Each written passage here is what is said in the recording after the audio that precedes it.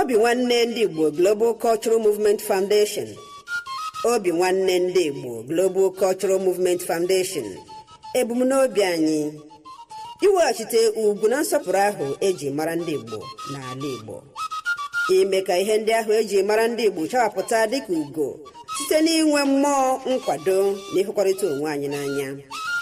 Ịhụ na ahụhụ na mkpagbu dum anyị gabigara na mgbe gara aga bụzi nke chefuru echefu maka otito ọdịmma na agamniru ndị ala Igbo. Ịkwalite ọdịmma ndị Igbo site n'igosi ịdịkọ n'otu na agamniru. Ịhụ na ndị Igbo jikọtara onwe ha dịka ukwu azịza were ofe obi na-arụkọ ọrụ iji hụ na njirimara na omenala ndị Igbo na-achapụta ka ihe na mba ụwa. Ịkpalitekwa mmụọ ndị Igbo ka obi sie ha ike na-anụ ha ọkụ n'inwetazu ebumnobi ha dị mma maka ọdịmma ala Igbo na ndị Igbo. N'ikpeazụ, ịhụ na onweghị nwa afọ Igbo ọbụla ga-ala azụ na mba ahụ a na-agba maka udo, ọganiru, nkwụdosi ike na ọdịmma ndị Igbo. Maka ajụjụ na ihe ndị ọzọ ị chọrọ ka ịmatakwuo gbasara ebumnobi anyị, kpọọ Director Nwa Chineke Okechukwu Ugwu na mba Ukraine na +380 975 221413.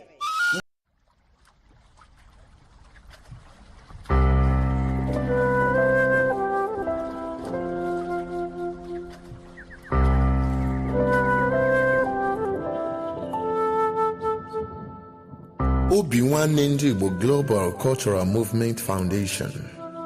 Our mission: to restore the honor and dignity of Igbo nation and its citizens, to restore the pride of Ndi Igbo through the re-establishment of our self-esteem in the true spirit of love and support for one another, to ensure that our past trials and tribulations are turned into a glorious future, to rebuild the strength of Ndi Igbo through her bond of unity, to ensure that Igbo nation reinvent herself and get back on track in order to regain her pride of place in the world, to reinvigorate the ingenuity of Ndi Igbo through self-rediscovery and self-actualizations, to see that no Igbo child or citizen is left behind in the grand scheme of things. For inquiries,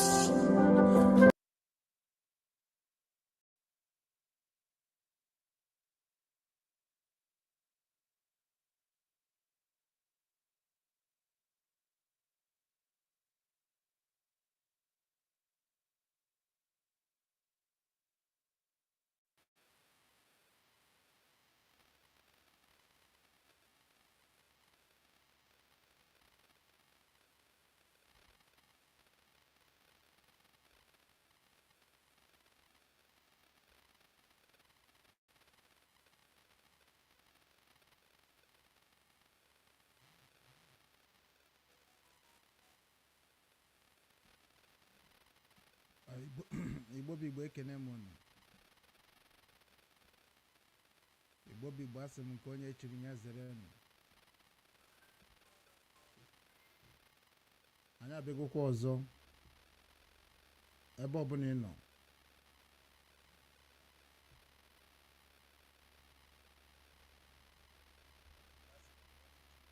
Ebe ọbụla ị nọ, bịa ka anyị kpaa nkata ụtụtụ.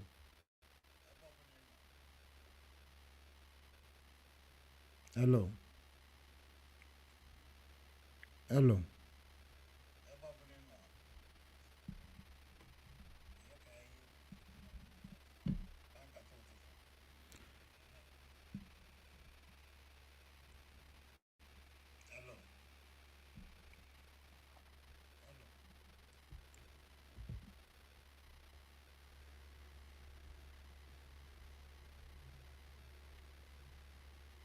Ka anyị dozie studio anyị.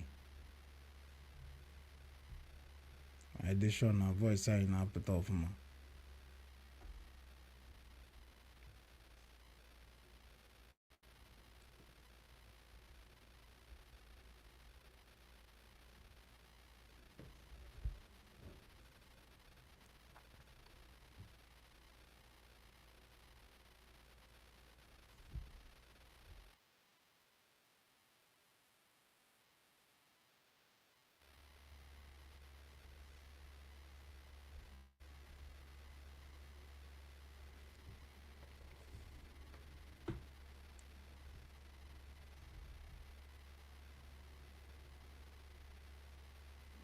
Igbo bụ Igbo ekene m unu.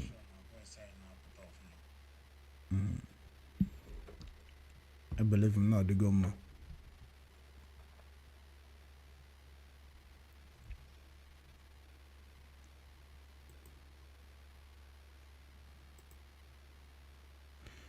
Ọ bụrụ na ịbata na program anyị ịkaba ahụ kwuo na ị na-anụ onu m and onu m ị na-anụ na ọ na-apụta ọfụma, na ọ bụrụ na ị chọọ ka ife ọjọọ nke ị mere n'ụwa a ka a gbaghara gị asụ onye Igbo, ana ịchọ ka ala Igbo dịkwa m ọzọ si n'aka ndị ahụ niile bụ ndị na-emebi obodo wee pụọ, ịkaba ha na-anọnyere anyị ma na-eme ka anyị mara na ịbatago, maka na okwu ada nọ n'afọ wee na-akpa ike. Ya ndị nọ na TikTok, ana m ekenekwa unu. Ndị nọ na TikTok, ana m ekenekwa unu n'Obinwannem Igbo News. Ana m ekene unu.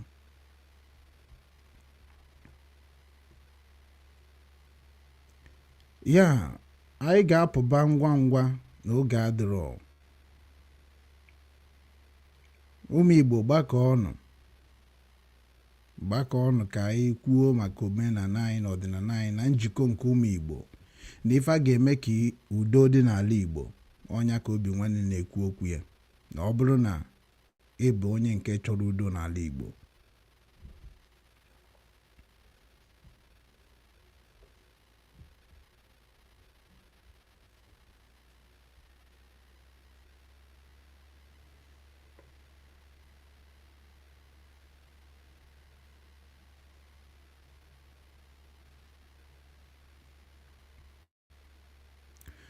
Kedu ndị na-ekiri m na Facebook? Achọrọ m ka biko ofu onye gwa m na voice m na-apụta ọfụma.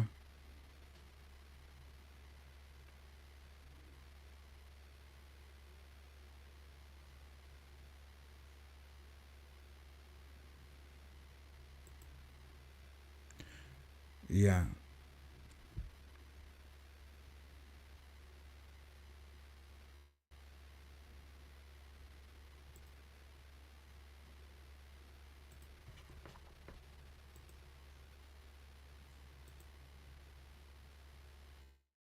ndị Igbo ndị ọma na-ege m ntị, anyị ka na-ekwukwa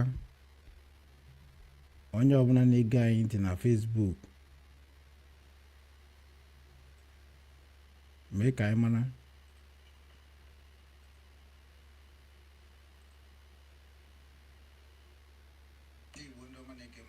okay. I believe not to go better like that. Ọ dịgo beta, ịma na eziokwu na-agba agba na ntị, eziokwu gbaga na ntị. Ebe ọ bụla nọ na-ekiri m, oge eziokwu ka anyị nọ.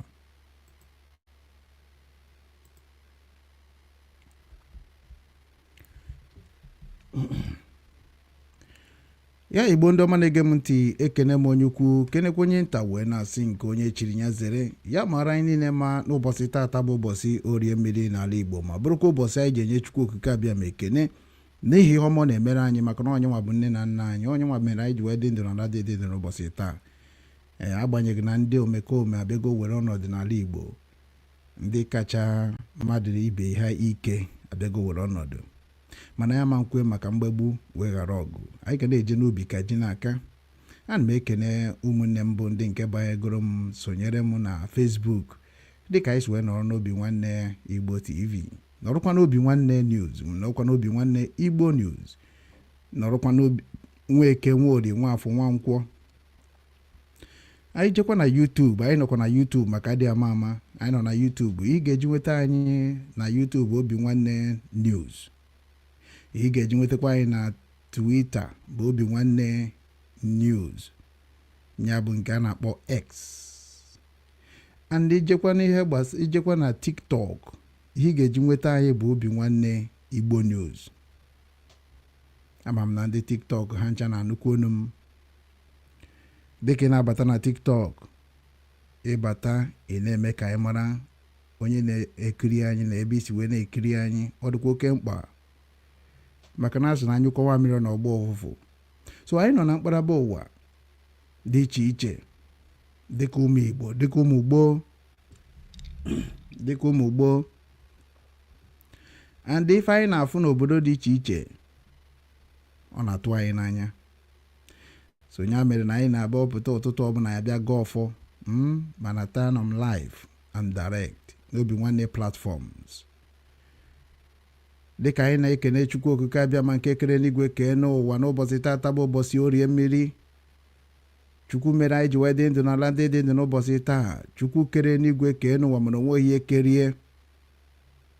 Chukwu anyị na-ekwu okwu bụ Chukwu omemgbe o nyere dibịa, omemgbe o nyere pastọ, omemgbe o nyere nne na nna, omemgbe o nyere ife niile nke o kere eke na onye nwa bụ onye mbido na njedebe. Otu a ka anyị si agbasa ozi ọma n'ụtụtụ ọbụla, na-agbasa ya n'ehihie, na-agbasa ya n'abalị, na-agbasa ya n'eke n'Orie na Afọ na Nkwọ, mana ndị omekome akarịa na ndị ọma. Asị m na ife ọma niile anyị na-ekwu okwu oge ruo onye ọbụla bụ onye na-eme ihe ọma aka. Ife ọbụla nke itiri aka bụ ezigbo ife, ọ ga na-agara gị. Nke ọbụla ba ji ife ọ ga-apụ n'ụzọ maka ejiri aja ife wee mara Igbo. Ọ kakwa mma nwanne unu nwoke Ugwu Okechukwu Obinwanne nke ndị Igbo na-agbasa ozi ọma nke Chukwu na Obinwanne Igbo TV. Asị nka m bịa kene unu n'ụbọchị tata bụ ụbọchị Orie Mmiri. Chukwu anyị nwa bụ ụmụ gị abịakwa n'ọzọ n'ụbọchị tata ka anyị kwuo ka o si wee dị anyị n'obi. Ndị ga-anụ ga-anụ, ndị agaghị anụ. Ife na-esere anyị okwu bụ ihe na-enwere isi. Ihe mere anyị ji egbu onwe anyị bụ ihe nwere isi. Dịka nsi wee chekiche anya bụ echimeche, dịka nsi wee cheche anya bụ ife wee fụ na ihe anyị ji egburu onwe anyị bụ gịnị. Ụfọdụ na-egbu onwe ha maka ego.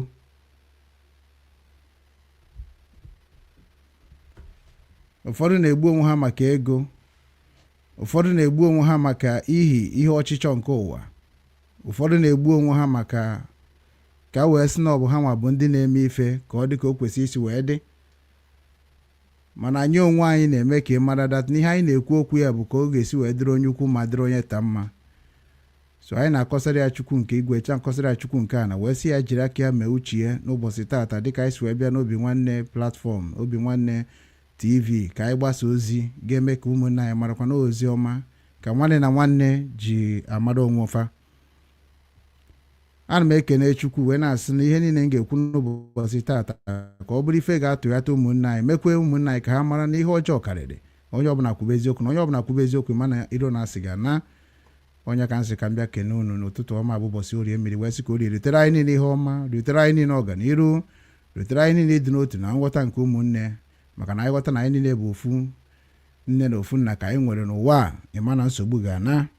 Onye aka Okechukwu Ugwu na-ekwu okwu wee sị dịka nsi n'ala Hamburg wee na-ewetara unu ozi ọma nke ụbọchị tata nke ụtụtụ ọma bụ ụbọchị Orie Mmiri, ka ozi a na-ewetara unu ka ọ bụrụ ife ga-enye unu aka, bụrụ ife ga-emekwa ka unu mara ebe mụnwa bụ Okechukwu Ugwu si wee na-abịa n'aha Chukwu na ndị enu na ndị ana ka m ji wee gaa ọfọ ndụ a gaa ọfọ ọma wee sị na ọfọ niile a ga-agọ n'ụbọchị tata bụ ezigbo ọfọ ka ọfọ soro ibi ere n'aha Chukwu na ndị enu na ndị ana. Ekwere m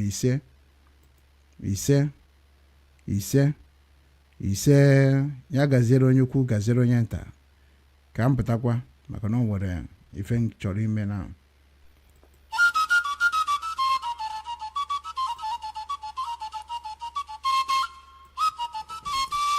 Obinwannem Ndi Igbo Global Cultural Movement Foundation. Obinwannem Ndi Igbo Global Cultural Movement Foundation. Ebumnobi anyị iweghachite ugwu na nsọpụrụ ahụ eji mara ndị Igbo n'ala Igbo. Ime ka ihe ndị ahụ eji mara ndị Igbo chawapụta dịka ugo site n'inwe mmụọ nkwado na ịhụkọrịta onwe anyị n'anya. Ịhụ na ahụhụ na mkpagbu dum anyị gabigara na mgbe gara aga bụzi nke chefuru echefu maka otito ọdịmma na agamniru ndị ala Igbo.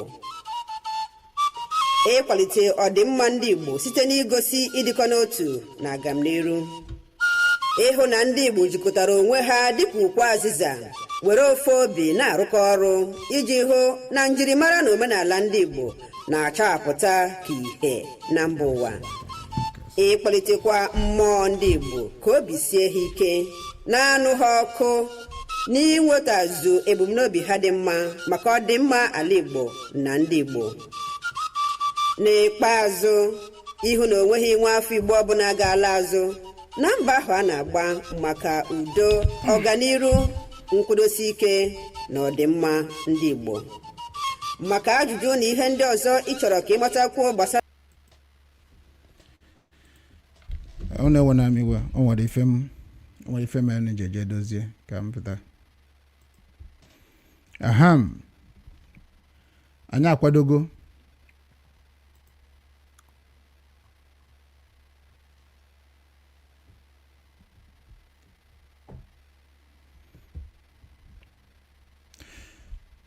Igbo bụ Igbo, ekenekwa m n'ọzọ. Ana m asị nke onye chiri ya zere. Dịka unu si wee mara onye na-ewetara unu ozi ọma nke ụtụtụ ụbọchị tata bụ nwanne unu nwoke nke a na-akpọ Ugwu Okechukwu, Obinwannem Ndi Igbo. Many of our people dey confused n'ife na-eme n'ala Igbo. Many ghọtara ife na-emenụ. And onye mere nji wee sị na ọ bụrụ taa ka anyị zibere unu ozi ihe ga-eme n'ala Igbo. Aga m ebido kịta na-ewepụtara unu ya na-akpọ okwu na ụka nya akụkọ ụwa. Onweghị onye na-abịa ka mụ na ya dị n'iro. Today, social media enyegoro anyị aka nke bụ na onye ọbụla nọ ebe ọbụla ọ nọ kwuo okwu o ruo nwanne ya aka n'ebe ọbụla ọ nọ.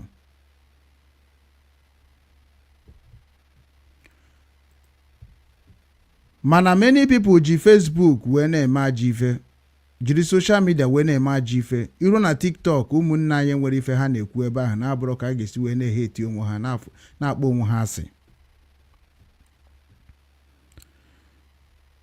Anyị bido n'ezi ozi ọma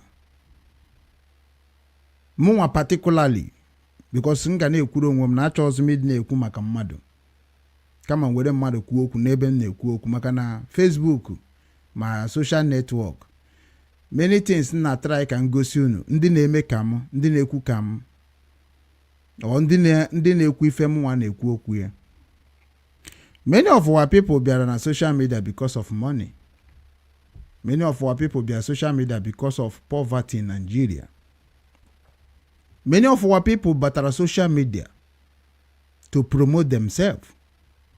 Many of our people batara social media to confuse people. Many of our people batakwa na social media ka ha laafia. So, okay, mara ụdị ndị batara na social media. For you, onye nwere ntinye anụrụ. Maka na onye say that na Nigeria adịrọ mma. Kedu ihe mere na Nigeria adịrọ mma? Why Nigeria is not working?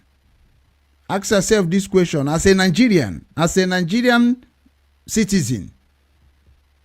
Kedu ife mere na Nigeria adịrọ mma? Onye Igbo ka nna gwa okwu. Kedu ife mere na ala Igbo anyị adịrọ mma? Unu anaghị ajụ onwe na ajụjụ a, mana anyị nwa bụ ndị oziọma nke Chukwu missionaries. Anyị ga na-ekwu ya. Ndị ahụ chọrọ iji okwu ọnụ anyị wee kpaa ego n'ala Igbo maka nsogbu Nigeria tinyere anyị. anyị were gị ife niile hanyere Chukwu okike abịa ma n'aka hanyere ana n'aka nyanwa ga-eji aka ya nụba ọgụ dịka nsi wee kunie n'ụtụtụ agba afa n'isi onwe m n'isi ihe niile na-ekwu n'ala Igbo niile n'isi ụmụnne m n'ụwa niile wee na-afụ na nya bụ ọgụ ebiena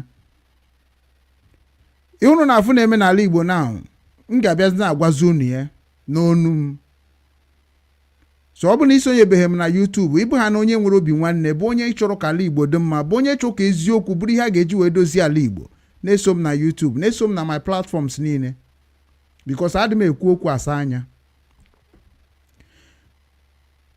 o nwere ife nnada agwa ndị be anyị before tupu m ebido n'ihe nji maka ya bịa ana m ada agwa ha sị ha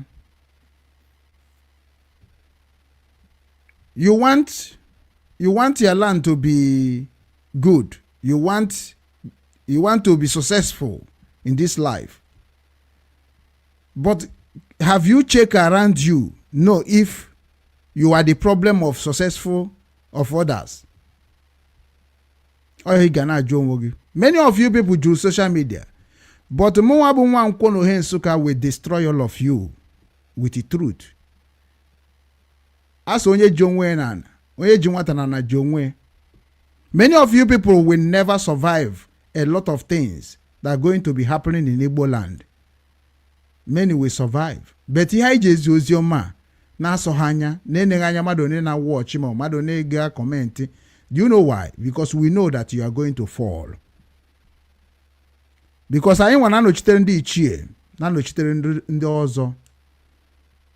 Ama m nije na TikTok ndị Igbo emebie na TikTok. From today by TikTok now watch a group of people bụ ndị Igbo na asụ Igbo. What are they talking about? Are they talking about their village? Are they talking about their home? Are they talking about their unity? Are they talking about how and where to find the problem of Igbo people? Just na-check even na agwa na-eje check because na mgbe anyị bido na-preach ozi ọma na Radio Biafra, mgbe anyị bido na-eme agitation about the peace and love of our people, people was laughing at us. Mgbe na-agwa ndị na-eme ihe Biafra den na Radio Biafra sị na oyibo unu na-asụ ọ gaghị agbakwara ndị be anyị uru na ndị be anyị anaghị anụ English karịrị ndị na-anụ English.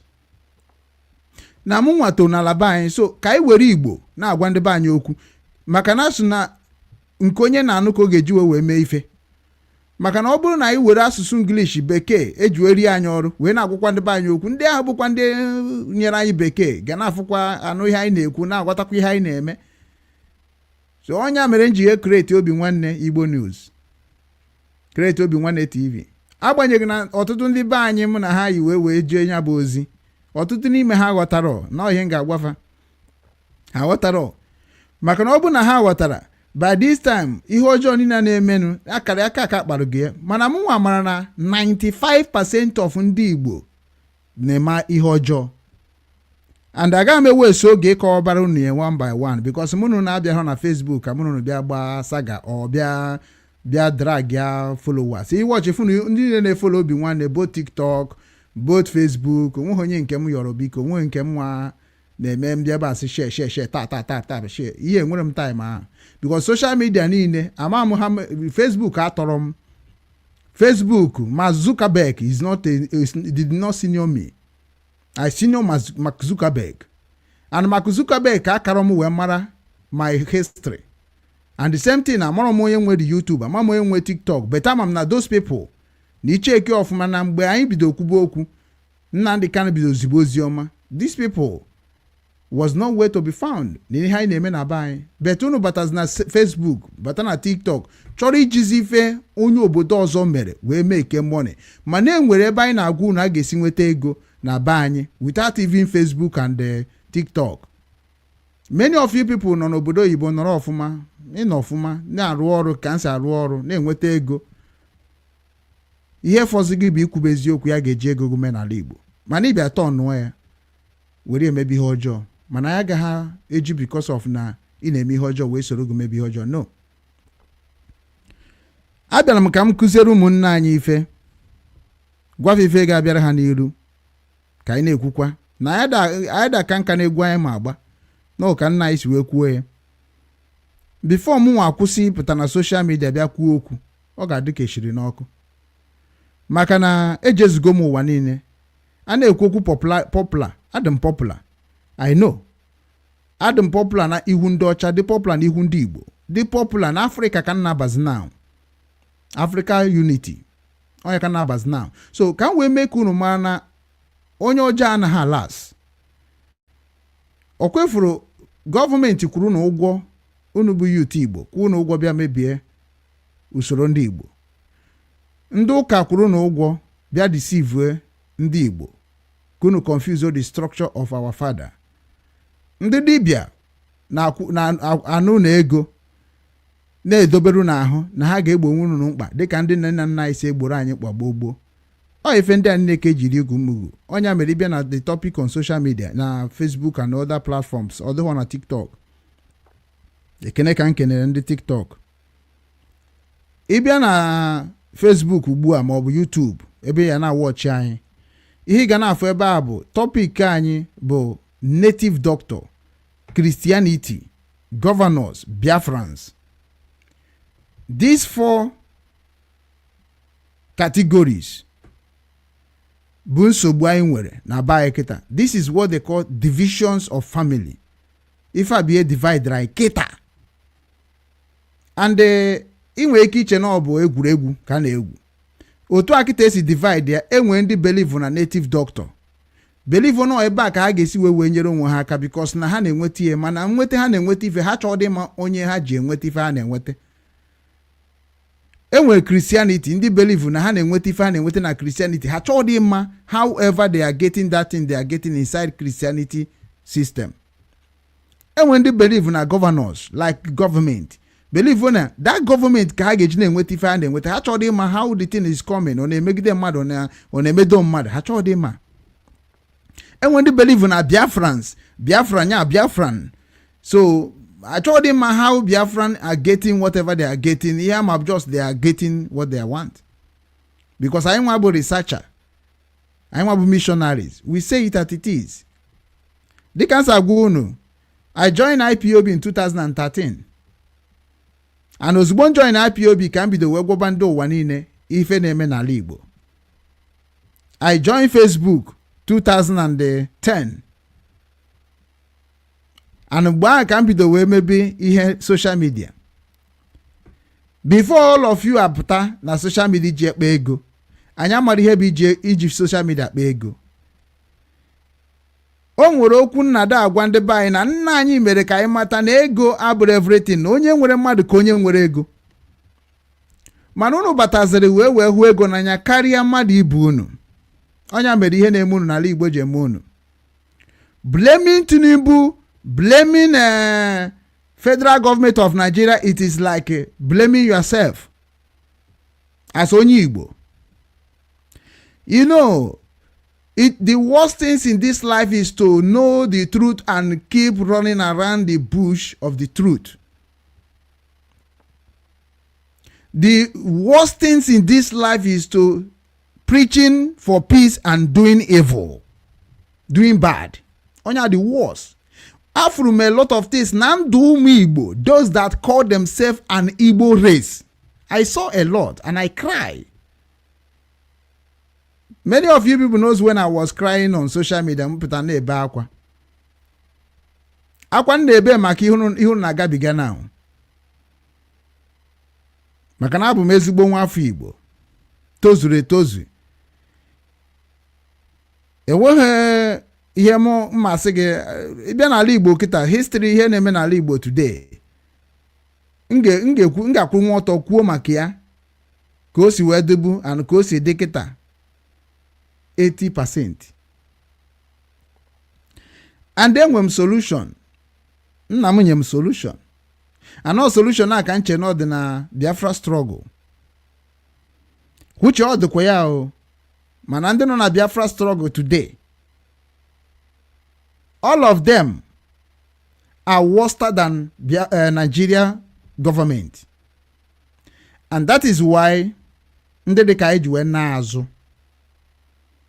Because on nwere ife nga na-akọwara unu every morning and every mgbe ọbụla mpụta na social media, because nga na-apụta na-enye unu nyecha unu na mụnụ na-abịara idina na Facebook or idina na TikTok mgbe nwere m time ahụ. I like ozi n'ezi a love page love what we are saying and follow us. And ọ bụ na eche bịa na the system ka anyị kpaa nkata na ị like ya, because we are not going to force anybody, but na ihe anyị achọrọ bụ ịpụta na social media na-eme ka Igbo ahụrụ onwe ha n'anya. Anyị ma ndị ahụrụ Igbo n'anya, anyị ma ndị ahụrụ onwe ha n'anya, anọ ha ka anyị na-mention their names. And nwere ihe megide ka hapụ ịkwụsị dị na-akpọ gị afa, kpọọ onye ndị na-emebi ala Igbo afa, na-akpọ ha afa, na-agwa gị ife ha na-eme dị njọ, according to the Igbo structure, according to Igbo system, according to the way of Christ and the way of government. I will be telling you all those things. And enweghị ihe nwere ike ime gị na ọkọtis gị and gị na group gị, enwere ihe unu ga-emenwu na-abụrọkwa ịchọwakwa usoro unu ga-eji gbuo ndị unu na-egbu, na ọ bụrụ m ka unu na-egbu. Maka na onye gwa gọvanọ eziokwu achọba ka egbuo, onye gwa ndị dibịa eziokwu achọba ka egbuo, onye gwa ndị kristian eziokwu achọba ka egbuo, onye gwa ndị Biafra eziokwu achọba ka egbuo. Ana m ajụzi gbuo ọ bụ nyanwa bụ ihe unu je preach all those things unu preach in the circle of the system of ihe unu je convince gullible one, because they are not educated by it na English, by what ihe ndị ọcha na-akọwa, by what ihe gọọmenti na-akọwa, by what ihe Christianity na-akọwa, by what ihe native doctor na-akọwa, by what ihe Biafra na-akọwa. Ọ bụ ezigbo ife ka ọ bụ na ifuru nwa gị ghọrịa nwa gị wee were ihe nwa gị witata kọwara nwa gị na ịchọrọ ihe. Many of you people speaking about Biafra today does not even know the history of Biafra. Your father did not tell you the history of Biafra. Your mother did not tell you the history of Biafra. But you are now agitating and speaking about Biafra like you was before the war. Many of you people today na kowa na ihe gbasara Biafra, but ajụọ na kedu structure of Biafra, atu as structure of Christianity, structure of government, structure of Igbo people. Enweghị onye n'ime unu nwere ike ikwutenwu structure of Biafra. Ụmụnne m na-ege m ntị, ụmụ Igbo, ụmụ Chukwu, onye ahụ niile ndị na-abụ ndị si na ha na-eme ihe Biafra struggle, ndị anyị na-ebu ndị si na ha na-eme ihe Christianity, ndị anyị na-esi na ha na-eme ihe governor, ndị anyị na-esi na ha na-eme native doctor, jugodi ha what structure are they using to doing what they are doing? Na ọ bụ na iso na ndị dị ka anyị nwa, maka na ha nwere ọtụtụ ndị otu n'ụwa niile. Ebigo m about almost 8 valuable rich country. And ndị Igbo nọcha ebe ahụ, 95% of ndị Igbo n'ebe a bụ ndị oshi ka ha bụ. They are doing evil things to make money. Because what I found, it is what I preaching in Obinwannem TV. And they know. And they know they cannot do shit. They know they cannot do anything because the gospel of Chukwu Okikabiama must be spread to the whole world. Because of bahuru that na ị na-echere nwa onye ọzọ echiche ọjọọ na-echere nwa gị ezigbo echiche. Ọdụrụ n'ụwa, ọdụrụ n'obodo oyibo, ọdụrụ n'ala Igbo, ọdụrụ n'Afrịka, ọdụrụ na Christianity, onweghị ebe ọ dị. That is why anyị ji wee kwuo na anyị ga na-abịa na-agwụ unye ka ọ dị. Na one day, ọ bụrụ na mkpụrụ obi mmadụ na-abụ ka anyị tọyatara, anyị ekene ana. Maka na ana bụ ife niile. Today achọrọ m ikwu maka ihe gbasara native doctor, Christianity, governors, Biafrans, mana nga na-ekwu na nkeji ka ọ rapid na-ete aka because na highest meme program a 1 hour mmegharịkwa time adịrọzi. So ebe ọ bụla ị nọ na-ekiri m ọ bụ na TikTok ọ bụ na Facebook, what I need you to listen. Amụrụ m eme ka m bịa create go m group of Obinwannem Foundation, ejigo m wee bring a lot of people together from down to villages n'ime n'ala Igbo niile. So kite nwezi m that time. Agwa m ha no nweta ma aberu ha ma nwetezi m na phone. Ọ na-eme ka ọ dị-eme. Enwe time ị gaghị enweta nwuzi m no go even kita na na no onu m kita na abụ all privilege gị ka ọ bụ. There is a time ị ma afụzi m na social media. Because amago m na enwe m limited time on social media. Ihe nwere ike na-emesi bụ ọ bụ na you need advice, you come to my house or you come to anywhere I will camp. Because mma kwụsịnata izi ozi ọma. Facebook, social media corrupt on nke that na unu achọghị iji social media wee nyere onwe na aka dịka ndị China ji enyere onwe ha aka. Enwere taa m ga-abụ eru anyarapụ unu social media. Abịara m make money on social media because ịbịa na Germany na-arụ ọrụ, ị ga na-arụta almost 2,000 euro every month. So in arụta that money, kedu nwere ike ikwu na Facebook o kwuo na social media bụ eziokwu ga-enyere ndị be anyị ahụ bụ ndị eziokwu na social media aka ga-enwetazu 2,000 euro. Before you can get money on social media, you must be doing wrong thing. You must be corrupting the system. You must be lying. You must be making yourself nobody. Babu Ngogoto, maybe all kinds of things that people eyes love to see. Makana nice na obri feri ne. Nwanyi nwere ka ọ na-agba na anwụ nya ka nwanyi je yichi onwe ya ọfụma. Makana ekwube ndị na-eyichi onwe ha ọfụma ka o si kwesị dị on the Muslim. Ndị Christianity si na ha na-enyomi Virgin Mary, mana today none of Christianity dress like Virgin Mary. That is why all Christians are fair. It's a challenge to the world. Because now we are the Christianity with the people who booze up, they preach goodness, love, caring, protection, you know. But all of them now is now a tiger. And all the Christianity of Igbo land, if they did not wake up, our preaching and our thought is universe. We must report against the Igbo Christian in around the globe. Same thing we are reporting the government. If German Christians say that the Christian is still good, then we have to ask Christian of Germany very soon, is this the same Christian in Germany, the same Christian in our land? Are they partnering? Or is it a different Christian with different countries? Because ihe niile abụchi ihe mebiri be m na mụ na gị na-abụ ihe abịa eme na anyị na-agba odibo n'ebe dị iche iche, mana anyị nwanụ nwaanyị bụkwa ndị na-afụ ya bụ afụfụ. We are not going to regret ourselves. Then ka mbata na be anyị native doctor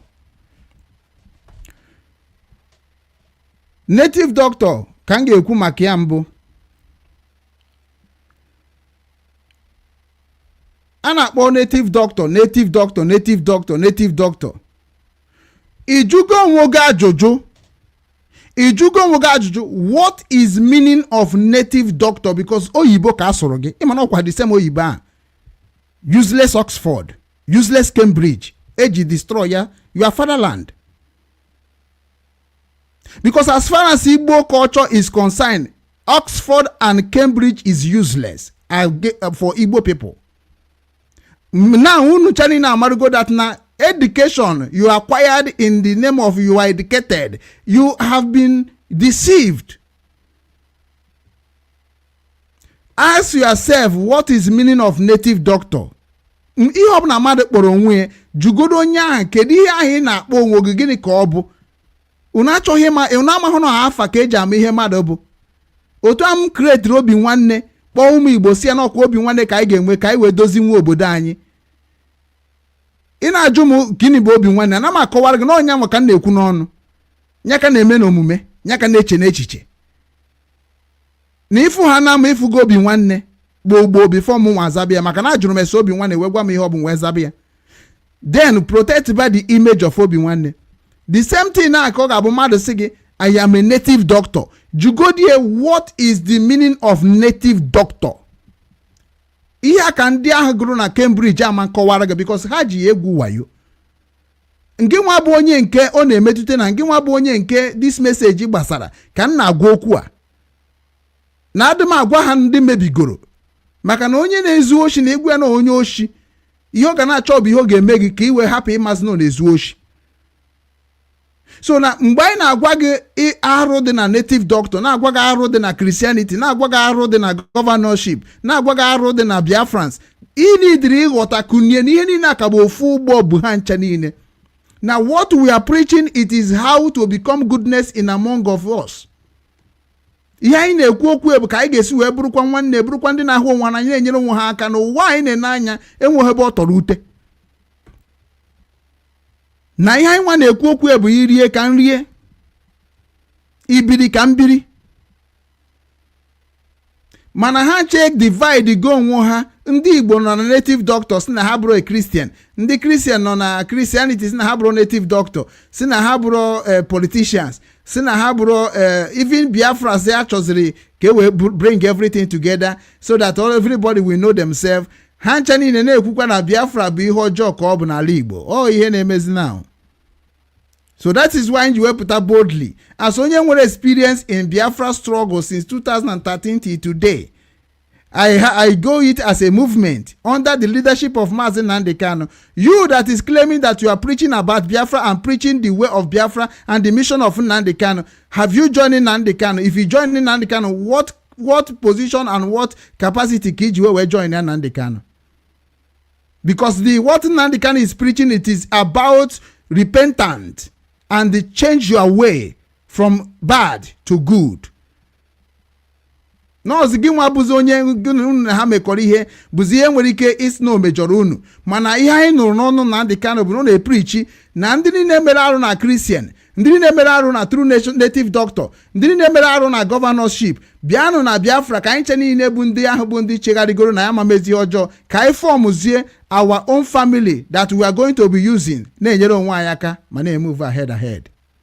Because na imam je were akpara aka tie onye bụ egbe ihe imeme nwunye gọvanọ bụ egbe na mma, native doctor ji nsi na aja, then Christianity bụ ndị nke ji Bible na konsolu gị ka ịrabụ ife arụrụ ana dị na gọọmenti, ka ịrabụ ife arụrụ ana dị na dibia.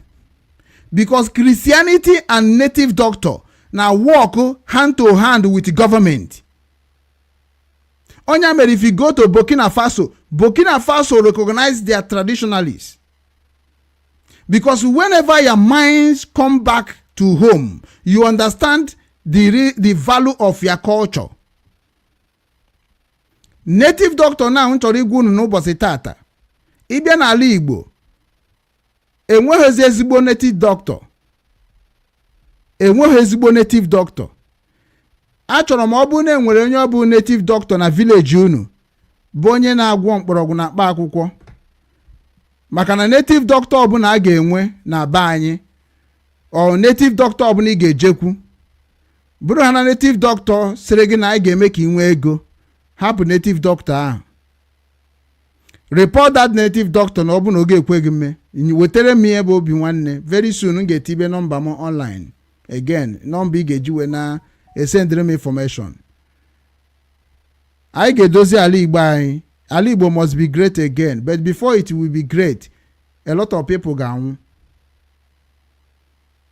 Before ala Igbo ana adịkwa great again, a lot of iminye mmadụ ga-anwụ sisi. Akpụghọ m okwu n'ọnụ na-ekwu ya. Maka na ndị ahụ na-ene anya nọ n'ala Igbo nọ n'isi ala Igbo bụ ndị arụ.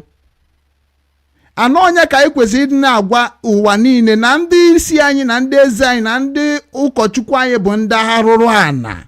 We need to be speaking it loud and clear. Na ọ bụ na ịchọ iso gbasa ozi ọma nke anaghị akụ mmiri, you need to make sure that na the whole world listen to what they are supporting, because all ha na support ndị ajọ obodo anyị ka ha wee were resources anyị na-ewenata n'obodo ha. Anyị na-agbara ha mbọ. So na mgbe mụ na gị na-abụọ pụtara condemn ifuru ihe na-eme n'obodo, ifu that na onye ọbụla enwere onwe. So automatically native doctor n'Igbo land, ọrụ native doctor bụ gịnị ka a ga-esi wee mee ndị a na-abụ ha si n'enu daa ọkpụkpụ agbajie. Native doctor bụ ihe na-eje mee gịnị gbakwa ya. Anyị anaghị eje ihe gbasara this odostin ewepụtara ọfụrụ mbụ ụlọ ọgwụ ewepụtara ọfụrụ na-enwecha equipment eji agbakwa ọgwụ. Anyị enweburu ihe. Onye ọbụla agbajiri ọkpa na be anyị a na-agbakwa ya agbakwa. A na-agbakwa ọkpa gị gbalịsie. Native doctor na-ekpoko ya ọnụ otu a ma mee ya ọkwụrụkwa. Agwaghị mbọsị ya ebido jebe ije. Gwagodu m native doctor ka na-eme ya n'ala Igbo. Achọrọ m ka ị na-edere m na TikTok unu cheni na-ebu ndị ọchụ ego ndị chọrọ iji ego wee bụrụ ihe unu ga-abụ n'ụwa. Gwa m onye native doctor na-agba ọkpụkpụ n'ala Igbo today. gwa m onwe native doctor ịma na-agba ọkpụkpụ deele mie ka m wee fụ. O nwere ni native doctor na-agba ọkpụkpụ n'ala Igbo deele mie ka anyị promote oye ka ndị mmadụ na-aghọta ife anyị na-ekwu about native doctor. Maka na ebu m ụzọ na-agwa gị na native doctor na ihe niile gbasara ndị dibịa maka native doctor ịbatakwa sịkọ na dibịa n'olu ndị be anyị. Dibịa ahụ gịnị ka dibịa bụkwa n'olu Igbo? So dibịa bụ ndị ahụ a na-akpọ native doctor ifuge.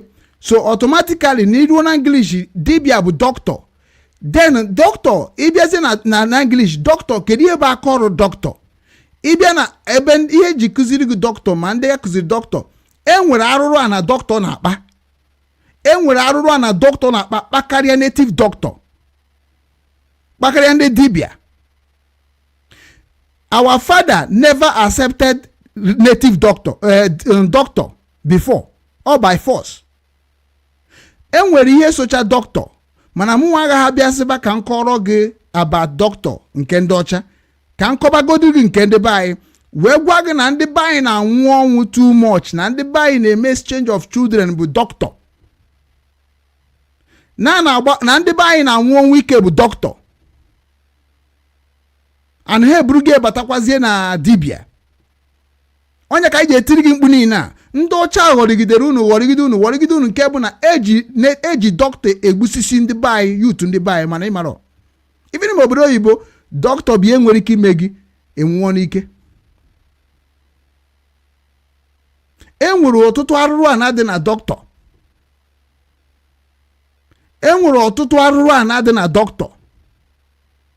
Ihe niile agụchara doctor agwa gị ka ha si eme practice wee mara ka esi akpọpụ mmadụ afọ, wee mara ka esi agbawa mmadụ ọkpa, wee mara ka esi achọpụta ihe dị na mkpụrụ obi gị. Ị nwere ike ihate native doctor n'ụwa ọ nke ha kọrọ gị. Every society nwere secret of whatever they are doing.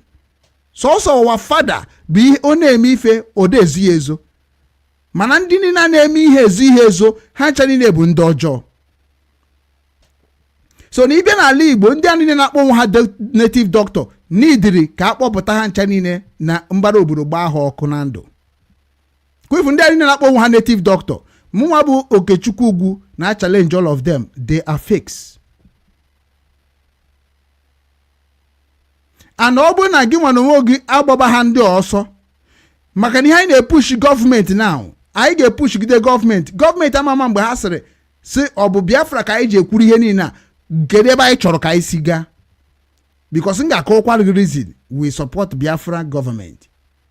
Because ya na support Biafra government, nothing ị na-ekwu Biafra, remember na government ka ọ bụ. Mana ihe ọ bụgoro non-profit government, or a government that is they're moving like a charity, government under government. So native doctor niile nọ n'ala Igbo ka m kpọrọkwa ha afọ again ka ịma ndị na-akpọ nwa ha native doctor, and ha ncha niile bụ gịnị? Ndị arụrụ ana, and ha ncha niile bụ gịnị? Ndị anya ukwu, and ha ncha niile bụ gịnị? Ekperima, and ha ncha niile bụ gịnị? Ndị ọjọọ. Ana m asụ ya n'asụsụ ma TikTok ma ndị ọzọ ga-eji wee ghọta na ọ bụrụ na be ha ka m na-asụ, because nsụbe na English onye okwa nsogbu. Mana bịa na obodo akwe ma ndị na-akpọ ndị ọjọọ, ihe niile a ga-akpọrọ gị afa ha kịta na social media kịta bụ ndị ọjọọ n'ala Igbo. And m ga-agwa gị ihe ha ji wee bụrụ ndị ọjọọ, and more you are following me is more you have to go and research all of them, because na mmadụ mapụta na-ekele mụ sent beti ibe ekperima n'azụ ụlọ. Nke native doctor nkwuchi okwu a m ga-adalodu vidio kọtụrụ ya ebe a, m na-ekwu ana m enye unu ka na akọtụ na-etie ka ọ dị short, so that na mma repost garikwu again ka unu wee maa na ihe m na-ekwu na ọ ga-adịgide wee ruo mgbe ebi ebi. Ịbịa n'ala Igbo, ndị na-ekele m na ha bụ native doctor, nke mbụ bụ Chimari Temple, nke ịbụọ bụ Ezobi na Asaba, nke ịtọ bụ ọfịa ya bụ ọfịa Frago bụ Chimari Temple adị ama, nke ịtọ bụ akwa ọkụkọ tiwara akị, nke ịnọ bụ mmiri enwere ọkara agwụ, nke ise bụ nke na-akpọ onwe eke hit, nke na-akpọ onwe mighty thunder, nke na-akpọ onwe onye eze Jizọs, nke na-akpọ onwe ndị nke bụ ndị na-apụta na social media ọfụma ka m na-akpọ. Then ịba n'Enugu steeti, baa n'Enugu Ezike, baa na Nkanụ, ebe a ka ị enweta the evil of native doctor. Na-agwa gị otu a, ị na-edetu ya edetu maka na m ga-akọpịkwa sị ndere unu. Ndị niile meshọn n'afọ ha bụ ajọ mmadụ ka ha bụ. Ha ncha niile bụ ajọ mmadụ. Ime ebe ajọ mmadụ, ọkụ ime ebe ajọ mmadụ. Ha ncha niile bụ ajọ mmadụ. And ala Igbo must destroy all of them. Ekwena ka nwa gị mee ka Chimari Temple ọfịa fụrụ agụ. Ekwekwana n'ụwa ka nwa gị emulate Chimari Temple ọfịa fụrụ agụ. Ekwena ka nwa gị emulate akwa ọkụkọ tiwara akụ. Ekwena ka nwa gị emulate nke kpọrọ nwa mmiri enwere ọkara agwụ. Ekwekwana ka agwụ n'ugbo agwụ ụmụ ndị gboo emulate ndị a niile na-akpa afa na social media nke ụwa niile. Ekwekwana maka na ọha nwaba arụ mere Igbo. Ị na ha na-anụ arụ mere Igbo ọ ndị a na-akpa afa. Ana m akpọ ha afa na direct gị ka ije die ana isi na ọgị nwa bụ ndị ha na-agwọrọ ọgwụ. Idere m na social media kịta ka ị bịa debunk ya na ọ bụrụ na ị bụghọ ajọ mmadụ, maka achọ m ị na-akpọ ya na English maka na nke English a na-adụ unu na ntị, bet na nchịkọta ihe niile a na-ekwu na English bụ ajọ mmadụ. Ihe mere Chimari Temple ma akwa ọkụkọ tiwara aka ma mmiri enwere ọkara agwụ ji bụrụ ajọ mmadụ n'ala Igbo maka na ife niile ha na-eme bụ mbute ka ha butere ya. Ọ dụghọ na omenala Igbo. Akwa ọkụkọ enweghị aka ọrụ, mmiri enwere ọkara agwụ enweghị aka ọrụ, Eze Obi na Asaba enweghị aka ọrụ, Chimari Temple ọfịa fụrụ agụ enweghị aka ọrụ. Chimari Temple bidoro nwebe aka ọrụ tụrụ ndị dibịa. Ama m mgbe Chimari Temple batara ọfụ na social media wee na-ekele m n'osi obodo oyibo bata na asị na akara aka ya bụ ịbịa mee omenala. And eneche m that guy anya iwọchi fụ na Chimari Temple o nwere oge emenwu because ọ dugo helpless. Because na ihe niile ọ na-eme bụ iji gba mbọ na o jere obodo oyibo efavọrọ ya. Many of them have done business before mana ọ wọkọrọ ha wee claim oro gị na ihe mee na ọ wọkọrọ because na ndị a na-akpọrọ ha oku mana ọ bụ asị ka ọ bụ maka na enweghị ndị niile na-akpa afa today ndị a na-akpọrọ ka na anọghị Nsụka si wee kpọọ m. Mana ana m agwa gị nwa bụ nwata, gị nwa bụ okenye, ma ị nọ na TikTok wee na-ege m ntị n'onu, ma ị nọ na Facebook ma ọ bụ na YouTube na-ege m ntị n'onu, Chimari Temple ọfịa fụrụ agụ bụ ajọ mmadụ ka ọ bụ n'ala Igbo. Akwa ọkụkọ bụ ajọ mmadụ ka ọ bụ n'ala Igbo. Mmiri enwere ọkara agwụ bụ ajọ mmadụ ka ọ bụ n'ala Igbo. Mighty Thunder bụ ajọ mmadụ ka ọ bụ n'ala Igbo. Ndị a niile Eze Obi na Asaba bụ ajọ mmadụ ka ọ bụ n'ala Igbo. And ha ncha niile ga-arapụrụ anyị ala Igbo anyị. Ma ọ bụ na ha rapụrụ anyị ala Igbo anyị, gọọmenti niile must call them for justice. Because isi niile na-ada n'ala Igbo na-agba yaga today. Na ụmụ Igbo anaghị abatazi today maka ndị a niile na-akpa afa today. Ọ bụghị about I want freedom, but you cannot expose the evil that make you to become a slave in your land. So na ị na-anụ native doctor ọ ndị a na-akpọsịsị afịa. I challenge ọfịa fụrụ agụ, what is your business? Kedu ife ị na-eme as a dibia? Kedu ihe na-agwọ? Enwere one onye Yoruba bịara mee gị interview one certain time wee jụcha gị ọtụtụ ihe dị iche iche. Ịsatanwuhie wee gwa gị si ibori amụma nwụrụ anwụ. The record ka dị there.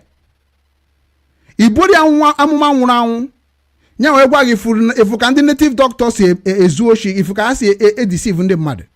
Ịma na the video ka na-akpagharị. Gị nwa bụ Chimari Temple, kedu ife ị na-eme na dibịa ahụ ị na-eme? Kedu ihe ị na-eme na that native doctor ị na-eme? Kedu dị ihe bụ specialized ka ụmụ Igbo bụ ndị ahụ bụ ndị nọ na nsogbu ahụ specialized wee bịakwutebe gị? Ọ ndị ahụ niile bụ ndị nọ na Asaba. Kedu ife ị na-eme? What are you doing? Akwa ọkụkọ ka ị na-eme.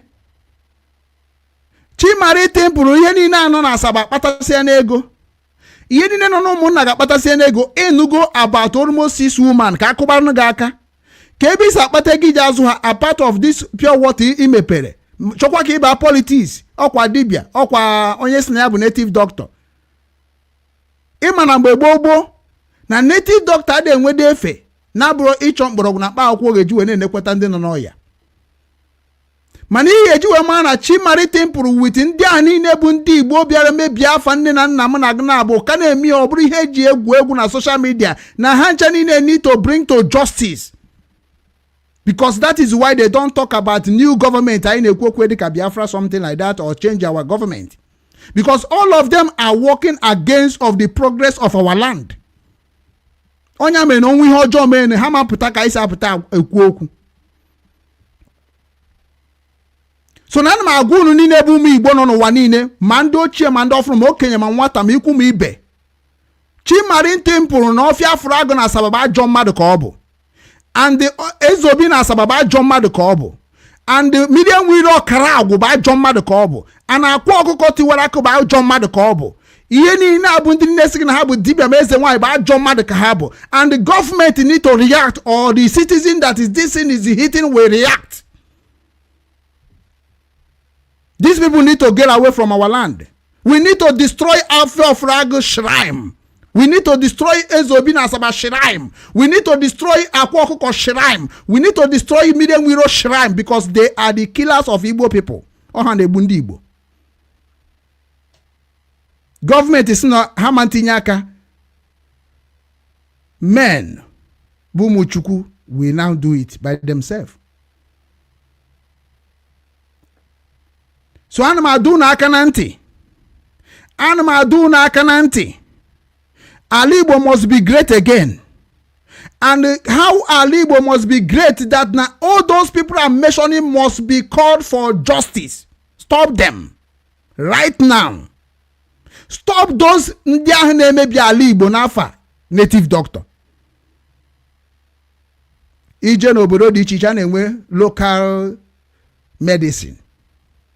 A na-enwe local medicine. A na-enwe foreign medicine. Then ije na aka ofia fụrụ agụ, o nwere ihe ga-afụ na bụ rubbish. Ihe ahụ ha na-agburu ọbara. Ihe ahụ na-eje n'ime mmiri emetọ. Ha sị na nna ha merie. Oke nna gị zuo oshi. Nna gị gbuo mmadụ. Nna gị ma ji ihe. Maka ekwuru na sị na dibịa na agbụrụ gị. Ọ bụ na nna gị bụrụ dibịa mana gị nwa ga-abụ dibịa. Ọ bụ na nna gị mee omenala mana ị ga-eme omenala. Ọ bụghị n'eziokwu. Ejiri eyi ndị dị ka anyị nwee egwu. Nke a bụrụ nke mbụ. Nke ịbụa, ndị Christianity. Maka na onye ahụ bụ ihe mere na ndị dị ka Chimari Temple ha na ofia na akwa ọkụkọ na mmiri nwere ọkara agwụ na Ezobi na Asaba. Iwu ọchịfụ na ha bịara n'ụdị ka ha soro anyị wee na-eme ihe omenala na Facebook. Wee mee gịnị wee na-eme na Christianity bi ebutere anyị arụ. Ọkwa ya? So mana ndị dị ka anyị ma na Christianity ebuteghara anyị arụ. Na ihe Christianity butere anyị bụ change of mindset. Which is na enwere German Christian. Nwee ọtụtụ even American Christian. Enwere ọtụtụ ndị obodo nwere Christian. So onwe ihe dị iche na Christian of those people na Christian nke anyị. So na ihe anyị nwa na fight na Christian nke anyị bụ all the leaders of Christianity. Because na all ha ma bie turns the Christian structure to bad structure. So na onye ọbụla bụ ndị ahụ na-abịa na native doctor anyị na-ekwu maka ndị Christian ji Christianity emebi ndị be anyị. So ndị nke a bụ ndị afụrụ afụ chi na ka ya na-akpọ ya ndị ajọ mmadụ mkpọsịsịrị afa na native doctor. Ha abịazi na-eme n'ụdị na Christianity bi emere anyị. So anyị nwa na nwaanyị na-ekwukwa ọ dị ka anyị niile abụ ofu. Ọkwa ihe na-eche anyị niile abụrụ ofu. Onye mere anyị ji pụtakwa kịta na-agwa gị na ndị ahụ kpọrọ afa, ndị amụnwa kpọrọ afa, mụnwa bụ Okechukwu kpọrọ afa, ha ncha niile bụ ajọ mmadụ. And before ha pụta Facebook ha fụrụ onye dị ka m fụ nwanne nwoke bụ traditional market. Maka anụkwa m ihe ọ na-ekwu maka Chimari Temple. Ama m na ha ga-ekwuchi Chimari Temple akpọgo m na-ayọ m ka m weta one video ihe o mere rubbish o mere about oge echi about one person ọ sị na emecha nwụọ nsị na mụnwa na ome nwere the video mana mbọsị nta ka achụọ na were nchi ejicha m video all of them maka na afụgo m na ọ chọrọ iji wee nwee another customer as a ajọ mmadụ ọ bụ maka na ha ncha niile nọ n'ala Igbo bịa eme na youth Igbo anaghị abata ha nwa bịa eme na youth Igbo bata egbuo ha nakọrọ ihe niile kpụrụ ha n'ahụ ihe niile dị na akaụntụ ha ọ ha nwa na-eme ya maka na ọ bụrụ na ha si na ọ bụ native doctor ka ha na-eme gịnị mere na ha nwa na onwe ha anaghị ama mgbe ndị ochi batara pụọ chekenu ka ọ dị na gbogbo maka na onye nyụrụ nsị ada asị nsị na-esi na unu nwa bụ ikorobịa bụ ndị na-ekwu okwu Biafra or good government. First of all, unu ga-egegodu m ntị ka unu mara ebe problem unu n'ọdụ unu solve cha problem nke adị na obodo anyị then ewekwugbo okwu ịgwa ndị ọcha na anyị chọrọ freedom from Nigeria. So Christianity ka m na-achọ ka m zie ozi ịbịa na Christianity Ebuka Obi bụ ajọ mmadụ, Ejike Mbaka bụ ajọ mmadụ, Ebube Mmụọ Nsọ bụ ajọ mmadụ, kedu nke a na-akpọ ya Chibụzọ bụ ajọ mmadụ, nke a na-akpọ Chibụzọ, somebody pastor Chibụzọ nke mecha kpọpụ mmadụ na gịnị nwanne mechakwa ajọ mmadụ nke mmadụ mechara nwa mmadụ. Ọkụ na-elele bụ ajọ mmadụ. Nna agụrụ gị na-edetu maka m ga-akọ ọtụkwu ya akọ ọtụ ka ha wee na-anụ ọ na-abụ in future generation the word have come out. Maka na many of you people cannot stand a bad thing because na aka unu adịghị ọcha. Before onye na-agwọ mmadụ na onye abụ ajọ mmadụ ị ga-amanụ ihe onye ahụ na-eme maka na ajọ mmadụ adasị mmadụ na ajọ mmadụ na ibe ajọ mmadụ. That is why ndị agwa unu na-akpọrọ unu ya afa. Ebube Mmụọ Nsọ na Anambra steeti bụ ajọ mmadụ. Fada Ede bụ ajọ mmadụ. Fada Buzuo bụ ajọ mmadụ. Ihe niile bụ ajọ mmadụ, ajọ omekome nọ n'ime Christian Igbo land. And that is why you need to be knowing the truth right now. Because ọba ahụ uru ịbịa na-ekoyi ndị be anyị na problem ha na-agabiga today anya mere na-agba ndị mmadụ ozu ndị mmadụ na-atọ nwere every day by day. But yes, no, when ndị na-afụ Christ, as no when the Christ ji ezi ozi, as no when the Chukwu ji ezi ozi, as na ha bụ ụmụ Chukwu na ha bụ men of God. Enweghị ofu mkpụrụ onye pastọ nọ n'ala Igbo bụ ezigbo mmadụ nke na-akpọ ya Odumeje anụ ọfịa nọ na Ọnịcha bụ ajọ mmadụ. Onye nke ahụ bụ onye nke ọ bụ na arapụ ya ọ ndị ogboni ihe niile ọ na-enye ya ego ihe niile na-agbara ya mbọ bụ ndị ajọ mmadụ. Anụ unu chani na-ebịa na social media na-eme ka ịwa wee fụba anyị ka ezigbo mmadụ wite ajọ mmadụ anọ n'etiti anyị. And unu niile bụ Christians, unu niile bụ ndị na-asọpọtụ Christian na social media, aga m agwa unu dat na unu ga-eji aka unu wee taba afụfụ ụwa na onwe onye ga-atụ unu ya.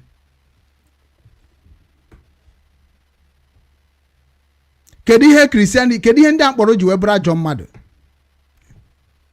Listen very carefully. Mbaka bụ ajọ mmadụ because Mbaka enweghị right ikpokoro ndị mmadụ paaki a n'etiti n'iru ya wee na-enye ha another narrative about their life ma ọ bụrụ gọọmenti. Ịbịa na gọọmenti enwere ndị a na-akpọ ndị nkụzi. Mbaka abụghị onye nkụzi. There's somebody na-akpọ.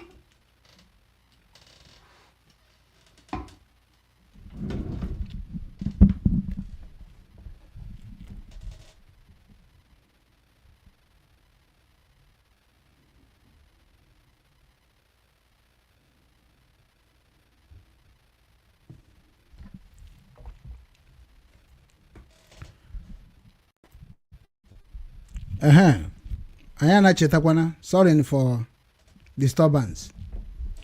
Unu mana ọ na-abụ mmadụ baa na mmụọ na-ekwu okwu ọ naghị ama onwe because na ihe na-eme n'ala Igbo na-agbanya mmiri and ana m try ka ndị sure that na this thing na-apụta ọfụma because achọrọ m ka voice m na-apụta ọfụma mana afọ m na the voice dị loud.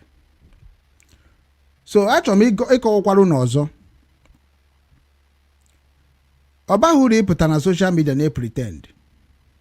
Kwefu pretend unu na-eme na social media. Ọ ga-destroy a lot of you people.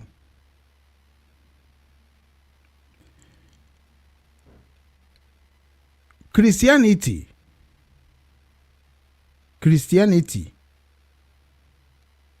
bụ structure ebute n'ala Igbo ka wee mee gịnị wee nyere ndị na-enweghị ọgụgụ isi ka ha nwee ọgụgụ isi.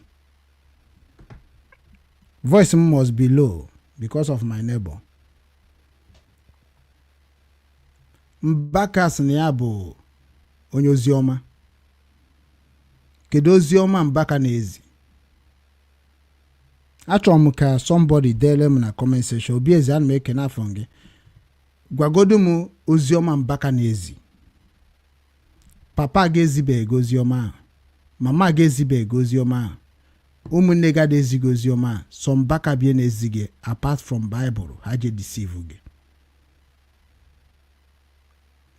Ịma na many of you people onya can we create all those things. Sige native doctor, Christianity governors and Biafrans. Onya bụ ifunu na-agba mbọ ya. Kunu wee na-eme unu ihe ọbụla unu chọrọ. I know all those things. Ọ bụrụ nọ na Christian ekwube Christian in Hamburg. Ọ bụrụ nọ na native doctor ekwube native doctor in Hamburg. Ọ bụrụ nọ na governor ekwube governorship in Hamburg. Ọ bụrụ nọ na Biafra ekwube Biafra in Hamburg. O nwere ihe ọzọ? Is there another thing? That is it. But na ọ bụghị nọ na the foundation or whatever they call themselves. Ọ bụrụ ya bụ problem. Problem kedu ihe na-eme n'ime ihe ahụ? As a Christian bụ kedu ife na-eme na Christianity? Iji na-enyere ndị mmadụ aka. Iji na-eme ka Christianity structure bịa na mezu.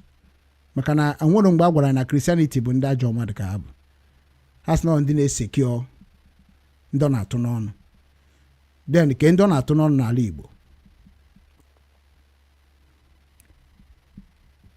Ịbịa na aba anyị enwere ka m kwuo na nke South East, I think mba Igbo land. Ịbịa na Anambra steeti enwere onye a na-akpọ Ebube Mmụọ Nsọ. Kedu duty Ebube Mmụọ Nsọ n'ala Anambra steeti? Kedu ihe Ebube Mmụọ Nsọ na contribute na Anambra steeti? Achọrọ m ka somebody write me anywhere because na unu na-ekpugharị mmadụ anya ka ndị oshi doesn't make sense. Unu cha niile abụrụgo ndị committee bere asị ndị oshi. Achọrọ m ị na-edere m kedu ihe Ebube Mmụọ Nsọ na contribute na Anambra steeti, na economy kedu ihe ọ na contribute, na security kedu ihe ọ na contribute. These two things eji edozi obodo kedu ihe ọ na contribute. Obodo ịdị ọcha kedu ihe ọ na contribute. The same thing na na-ajụ gị n'isi Ebube Mmụọ Nsọ ka a na-ajụkwa gị n'isi Mbaka, ka a na-ajụ gị n'isi Ebuka Obi, ka a na-ajụ gị n'isi Lion nke na-akpọ onwe Chukwuemeka ọha na-eme nya bụ nke kpọrọ onwe Odumeje. Gwagodu m ihe ha na contribute in the system ka system wee dị mma. Right am. Today ọ bụ na ihe mee na Enugu steeti ajọ ihe eme unu ebupụta ya na social media na-share to the world. Ọ na-achị ọchị. Mana unu anaghị echeki gịnị butere ihe ndị a. Ndị niile na-eje Katọlik today, ndị niile na-eje ka ihe mere nji kwụsị ije ụka. Ihe nji mere nji kwụsị ije ụka ije Katọlik. Maka na witness gọọmenti na Katọlik adịghị efolozi ụzọ ihe ha kwuru. Onye mere eji wee nwee ihe dịka ama Jehova Witness. Onye dịka Ebuka Obi ji pụta. Because ọ ma na Katọlik ada wọkụzi. Mbaka onye mere o ji pụta. Ọ maka na Katọlik ada wọkụzi. Ebube Mmụọ Nsọ na ọ pụtara ọ maka na Katọlik ada wọkụzi. Fada Ede ọ maka na Katọlik ada wọkụzi. Fada Gbuzuo ọ maka na Katọlik ada wọkụzi. Because ndị a niile was a Catholic and they were procedure of Catholic. Then jugodo nwo gịnị mere Ebuka Obi ada ejezi ụka na ọ na-emezi ọ na-akazi ụka nke ya. Ọ ebe a gị esiwe nweta ihe nji agwa gị na ha nchaba ajọ mmadụ. Maka na ọ bụrụ na ha kwuru eziokwu ihe ha ji wee si na Katọlik wee pụọ wee mepezie nke ha business nke ha as a Catholic, ị ga-aghọta ife nji agwa gị na ha nchaba ajọ mmadụ. Ihe mere Ebuka Obi ji wee create ụlọ ụka nke maka agụụ poverty. Ihe mere Mbaka ji wee create nke maka poverty. And ihe mere Ebuka Obi Ebube Mmụọ Nsọ ji create nke maka poverty. And ihe ji ejere ụka because you are poor. Enwere poor in financial. Enwere poor in mindset. All the two poor, two categorical category poor. Enwere two category of poor. And poor thinking and poor finance. Nke eji wee kechie gị n'ala Igbo na bụ poor thinking. Ọ bụ na ịkpatara ego ejide gị na poor thinking reasoning. Ọ bụ na ijighị ego ejide gị na poor finance. Eweze maka finance a wee na-agwazi gị, hey, ọ ga-adịrị gị mma, God will help you. Your favor will locate you. And ị na-anya gị efu na ndị niile abụ ndị na-ekwu okwu ihe gbasara ụka. Ka ihe mee na Davido nke unu na-egbuso anaghị eje ụka. O je eje ụka o je as a celebrity. Kedu ihe mee na Obi Kuba na anaghị eje ụka o je as a celebrity. Kedu ihe mee na ndị gọvanọ adịghị eje ụka ha eje ka celebrity. Enwere ebe ụka sị that na ọ bụ na gọvanọ nọrọ ha ma nje ụka ha megidekwu na-eje create ụlọ ụka nke ha n'ime gọọmenti. Ibi ebe ahụ ihe na-abịa ebe a bụ ụmụ ha na ụmụnne ha na ụmụ na ndị otu ha. Mana gị nwa ga na-eje nke aha bụ nke ga-abụ egbe bịa gba ọgbagbusi onunu dịka o si gbagbu na ọzọ obodo Catholic Church. So automatically na-ekego classic of ndị ụka ekego eke. Enwere ndị poor Christian nwee rich Christian. Mana according to the preach of Christianity, all the Christians are one. Mana ịbịa n'ime ụlọ ụka na ime system of Christianity ọ bụ one. Onya mere ha ji bịara ajọ mmadụ. Maka na ndị nke ahụ bụ ndị kewara nọ from their own origin of Christianity. Jugodi ha jụọ Mbaka, why are you not going to church like enwere Catholic doctrine? Why naghị follow Catholic doctrine? Jụọ Mbaka samuo ya then ịma na ihe niile na-ekwubasị n'isi ya. Because anyị ma mgbe ndị Rome na-edere Mbaka akwụkwọ nye mere ihe ahụ na chi ime. Anyị echetacha m ihe niile ahụ. Ọ na-aba anyị kwado eche na ọ sị na nke a bụ nke anyị na nke aka eji na-edozi ibe anyị, nke aka eji na-ekwu ka anyị si chọọ, nke aka anyị ga-eji na-eme ka anyị si chọọ. I remember na ejere m adoration well. anyị wee na fight na against Chimara Oke ma ndị ọzọ mgbe ahụ. Unu echetere ya? Ebuka Obi abịago kịta si na obunataghị chọọchị n'Imo steeti. Kịta na onye bunataghị chọọchị kịta na-ego ana. Onye ka ndị ya na ya na-ego ana. ị chọghị ịma the crook. Ebuka Obi na-ega ọ na-eme biznes. Ọ ndị ahụ niile bụ ndị crook, ndị ahụ niile mechara ji ife, ndị ahụ niile na-ahụrụ obe nna ha n'anya. Ọha na Ebuka Obi na-ege ana, ọha na Mbaka na-ege ana. O nwere mgbe Mbaka gụrụ ana n'Enugu steeti Oseokwu, o nwere mgbe Ebube Monso gụrụ ana na Anambra steeti Oseokwu. Nna-ekwu nọ na-eche ka ejicha m rekọd of ihe nna-ekwu. O nwere nkịta Ebuka Obi egobekwana ana osebekwa okwu. So jugodu kedu ihe mere ndị ụka kịta ndị fọmatị a na-achọ igo ana mmadụ ọ na-ese okwu? Why? Because ndị a bụkwa ndị Igbo ka ha bụ, mana ha na-ebizi ndụ ndị ọcha. Ọ bụrụ ndụ ndị ọcha, sorry, ha na-ebizi ndụ nke ike onwe ha. Gịnị mere ha ga-abụghachi Ghana ọ na-ese okwu? Ijikokwu onwe gị ajụjụ a. Aga m agwa unu eziokwu na ọ bụrụ na unu chari na-apụtara ka anyị kwụsị arụ dị na Christianity, kwụsị arụ dị na native doctor, kwụsị arụ dị na gọvanọ, kwụsị arụ dị na Biafra struggle.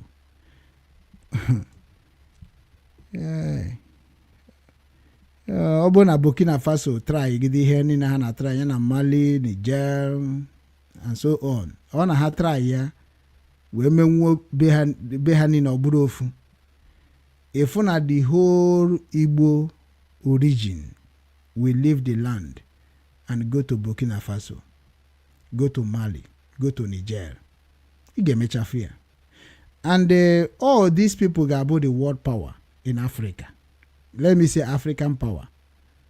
Maka na ha nwa bụ ihe realize okwu ọnụ m wee sị ka ha dozie befa, ka ha jiri aka ha chekwa be ha, ka arapụ isi n'ụlọ ụka wee na-eri ndị be ha mugu, hapụ isi na tradition na-eri ndị ụmụnne ha mugu, hapụ isi na different agitations na-eri ndị be ha mugu, hapụ isi na governorship na-eri ndị be ha mugu. Ọnya bụ ndị nka.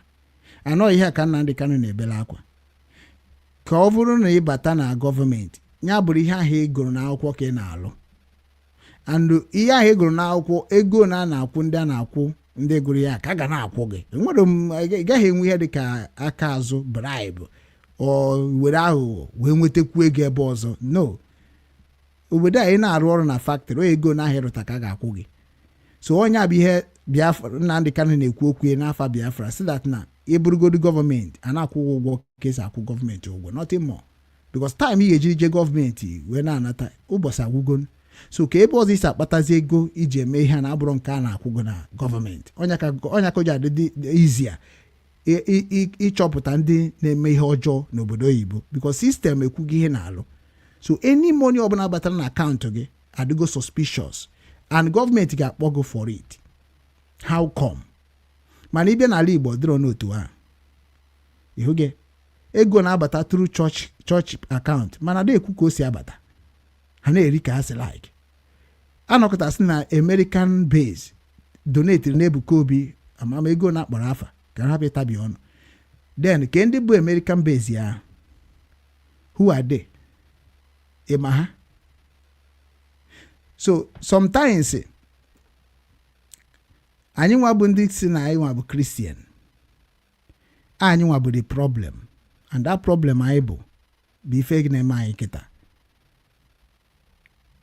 Ị bụrụ onye eri Christian, ife ajọ ife condemn mụọ ya dịka nsa condemn ya now. Christianity structure ọ bụ na ụmụ Igbo nọ chọọ ya, chụpụsịa ndị dịka Mbaka n'oche, chụpụ onye dịka Ebuka Obi n'oche, chụpụ onye dịka Ebube Monso n'oche, chụpụsịa ndị a niile nọ n'oche wee na-achọ ife ha ga-eme ka ọ bụrụ na afa ha na-ewu ewu. Christianity structure ga-enyere ndị be anyị aka in this new generation. The only way we are going to help ourselves globally bụ ọ bụrụ na gị nwasị na ibe Christian, make sure that na ihe niile bụ ihe ọjọọ na-eme na Christian, a na-ịghọtara ya bụ Christian, ihe niile bụ ihe ọjọọ na-eme na Christian, make sure that na gị nwa na onwe gị na-eme expose.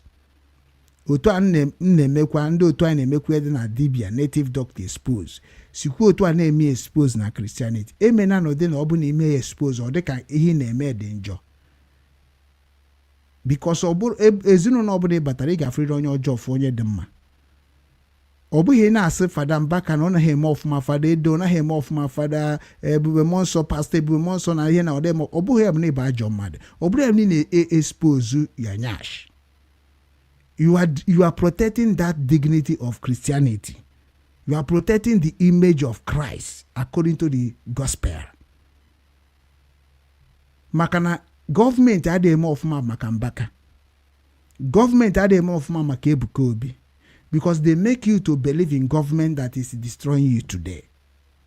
Inwe ka isi pụta ka ime agitation asị don't take the law into your hand. Ọ bụrụ ha na-ekwu udokwu a.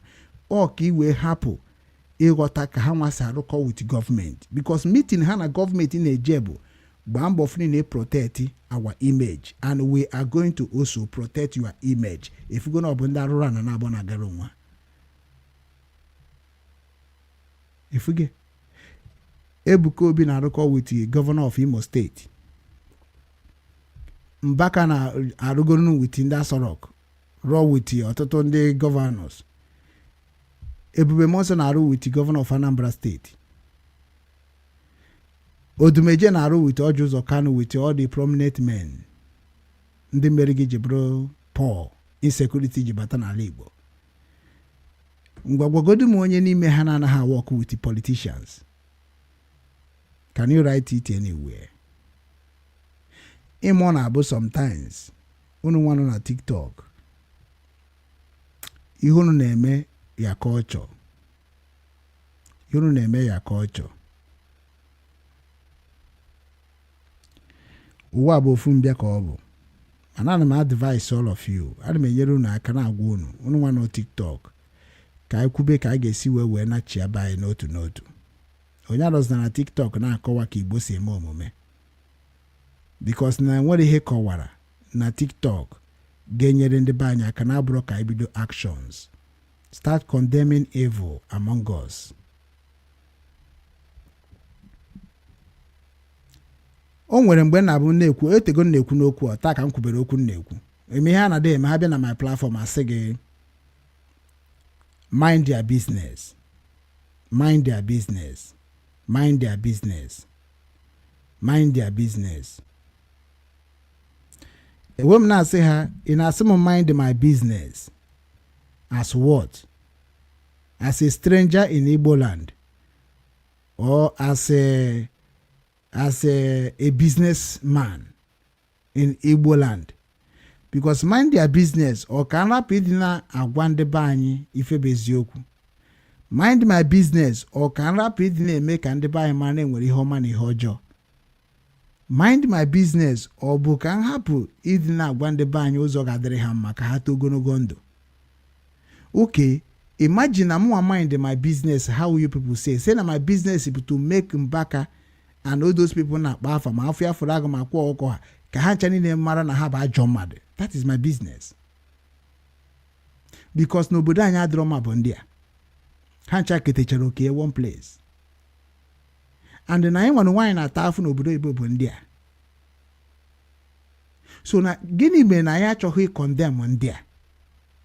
Maka na ọtụtụ ndị be anyị na-erite uru n'ime ndị a. Every foundation created nwere board directors, nwe administrators, nwere ihe eji achị ọchịchị. Ma nke Mbaka, ma nke Ebuka Obi, ma nke Odumeje, ma nke Ebube Monsọ. Ha ncha niile nwere administrators, board directors. Ha ncha niile nwere volunteers. Ha ncha niile nwere kedu ya na akpọ ya sponsors. So who are their sponsors and who are their volunteers? Enweghị ebe furu ha. Ka I stop ịdị na blame Chukwu ma na blame Jesus ma na blame anybody. Blame people that is destroying you. Na ọ bụ na ịchọ ka udo dị. Aba na governor. Our governor. Ha ncha niile mana nwere ihe mahụ. Nwere ihe mahụ about governor. Nwere ihe mahụ about governor. Governor bụ ndị na-eme ka ihe ọjọọ na-aga n'iru. Governor bụ ihe na-eme ka ihe ọjọọ kwụsị. So ọ bụ na anyị niile chọọ ka ihe ọjọọ kwụsị n'ala Igbo, ka anyị niile baa politics, either na ịbara physical or na ịbara mental. That is my idea. That is my support. That is my contribution. Because when he get government bụ the God you are seeing in the life. Only thing he get government, you create your own government. Only thing he get government to create your own government. Onya merija for Biafra government. Jebe 18. So but now I want Biafra government or the worst. Or the worst, very, very worst. And otu unu China matano bradroma. Magwagana the only way government ga make obodo de map Biafra government. Na obo nature, obo by force. Or ukwu kan na gwagi. Or him with experience. I can stand what I'm saying. Because Nigeria government is the governor. And the Nigeria government will have a sign with every governor of the state. So na obo na icho ka enweta obai, I ga ebido go na government. I ga ebido na government.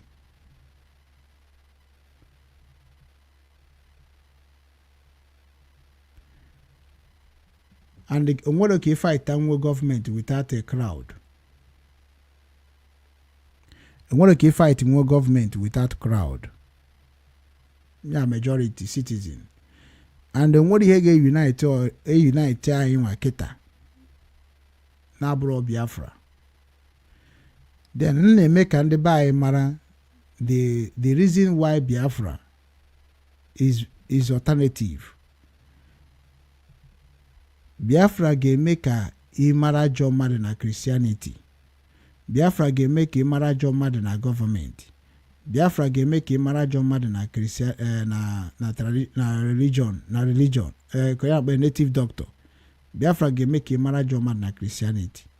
And they know. That is why they are not supporting Biafra. Maka Biafra is going to prove your identity. Iya hana po egwonu. Biafra ge mega agwonu. Maka ibata na Biafra ga akọwanye bụ.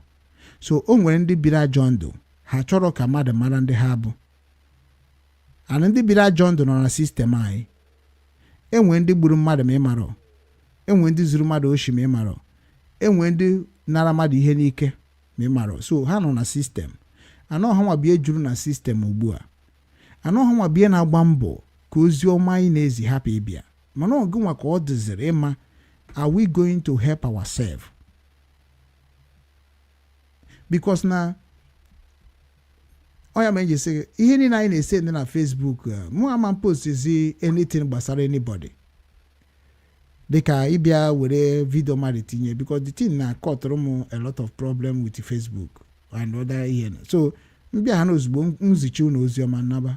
Nwezi m anything ga na-agwa unu otu ha si wee were Peter and John and Elijah and Moses wee gwa unu okwu. Mmeji ụmụnna ya niile nọcha n'oche wee na-agwa unu okwu. Nkwucha ma anaba. Enweghị m time ịbịazi bịa na kọpịrị video. Ọ bụ na okwu m kwuru dade ị ga-echa ya ọ dịghị mma inyere onwe gị aka ọ dịrị ọgụ ma ịlapịa because video m tinyere tie na video nwe na kọmputa m na-eme mkpọtụ wụrụ ịfụrụ ka o si eme wụrụ ọ dịchabeghị clear. So ọ bụ that na ọ dịghị ọgụ ma ịlapịa but ihe na-agwadobe ndị be anyị ọkacha ndị nọ na social media o kwefuru ihe nụrụ na-ebupụte ihe a na-eme n'Ugwu, ihe a na-eme na Anambra, ihe a na-eme n'Imo, ihe a na-eme na Abia, ihe a na-eme na Ebonyi. O kwefuru ihe niile na-ebupụte. Anyị ga-atachakwa afụfụ ya n'oge na-adịghị anya. Anyị niile. Ọ bụrụ na ndị be anyị ga-aghọta ihe bụ structure of unity. Ndị ahụ bụ ndị chegharịgoro n'osi na ha ma mezi ihe ọjọọ. Chọbanụ bịanụ ka anyị were nụ Biafra build our home. The reason even Biafra cannot even help much because na anyị nweburu structure n'ala Igbo. Because ọ na-abụ nkwo Biafra bụ only government ka ha ga-fight. But abịazie n'ihe gbasara ndị ụka na ndị native doctor all by village. Maka na ozi n'ezi ka ndị be ji achọpụtazi ihe na-eme na villages now. So ba village gị mana ndị na-eme ajọ ife na village gị. Ọ ndị ahụ bụ ndị mere n'obodo ga daga n'iru. Ọ ndị a mere n'obodo ga nọ n'otu. So everybody go back to your village and fight. Everybody go back to your village. The end you gwa gị maka ndị amanye gị ego, ndị amanye gị solution. Ndị a niile na anyị na-esogharị n'ụlọ ụka na-esogharị na native dog, ha manye gị solution. Imana sometimes I don't know, help me because na onya menji choka mepe studio somewhere because amaghị m ekwu okwu nwayọ because na mmụọ madro nwayọ. Mana I will learn it because of my neighbors. Ị ga-ajụ n'onwe gị gịnị ka eji wee jide Nnamdi Kanu kechie. Ụfọdụ sị na o nwere ihe o mere bụ ihe ọjọọ n'ala Igbo. Bete okwu ọnụ ya niile gịnị mere na ati ihe ọnụ. Ndị anyị na-eji Biafra wee na-eme na ha bụ leadership. Don't look unto them anymore. A man they gonna look unto now your village Biafrans. Make sure that you join your village Biafrans, your village society, your village homeowner. Pure. I advise you, very, very advise. I advise you to focus your village. Makana afugo me before. We had a tribal war.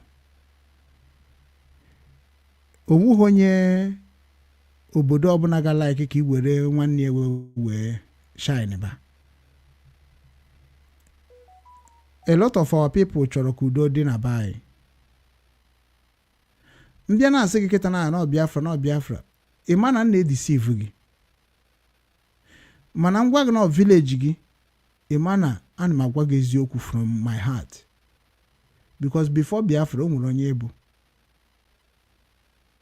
That enable before Biafra is what I'm calling you to go back. Ejezna na nke Mbaka na-achọ solution. Mbaka manyemugo solution. Ejezna na nke Odumeje na-achọ solution. Because Odumeje manyemugo solution. Ejezna na nke Ebuka Obi na-achọ solution. O manyemugo solution. Ejezna na nke Ebube Monso na-achọ solution. O manyegi solution. Solution karịkwa ha na nke ahụ si n'aka nwanne gị na nwanna gị wee pụta. Ị ma na nke ọzọ ga-abụ solution ị ga-akwụ ụgwọ ya. Ịkwụrụ ụgwọ ya na ịta afụfụ, ịkwụ ụgwọ ya na after ha bịara gị ụgwọ. Enwere ụdị ekpere ọsọ gị kpọọ n'ụwa a. Enweghị ụdị ekpere. Ifuru onye nke my neighbor kịta na-asị na ọ bụ na m na-eme ihe n'ụka maka ọ ndị ụka na shout ba shout. M jee n'ụlọ ụka. Ebe a bụ ebe residence, ebe ndị mmadụ bi. Ifuru ka o si wee kwue, all the right. Because na eburugo m nsogbu ndị bai wee na-enyezi ndị m na ha nọ nsogbu. And due to na ajọ mmadụ ejugo iru na TikTok ha eju na-ekpu anya ka ndị oshi. Ụmụ nwaanyị amụrụ n'ime ọhịa, ụmụ nwaanyị amụrụ n'ụzọ, ụmụ nwaanyị amụrụ na mgbe a na-eme ihe street life, ma ndị atụbara ime n'ike, ma ndị emerie nne ha jụrụ ebe na ijo na TikTok enweghị a reasonable woman mfugo na TikTok bụ onye Igbo.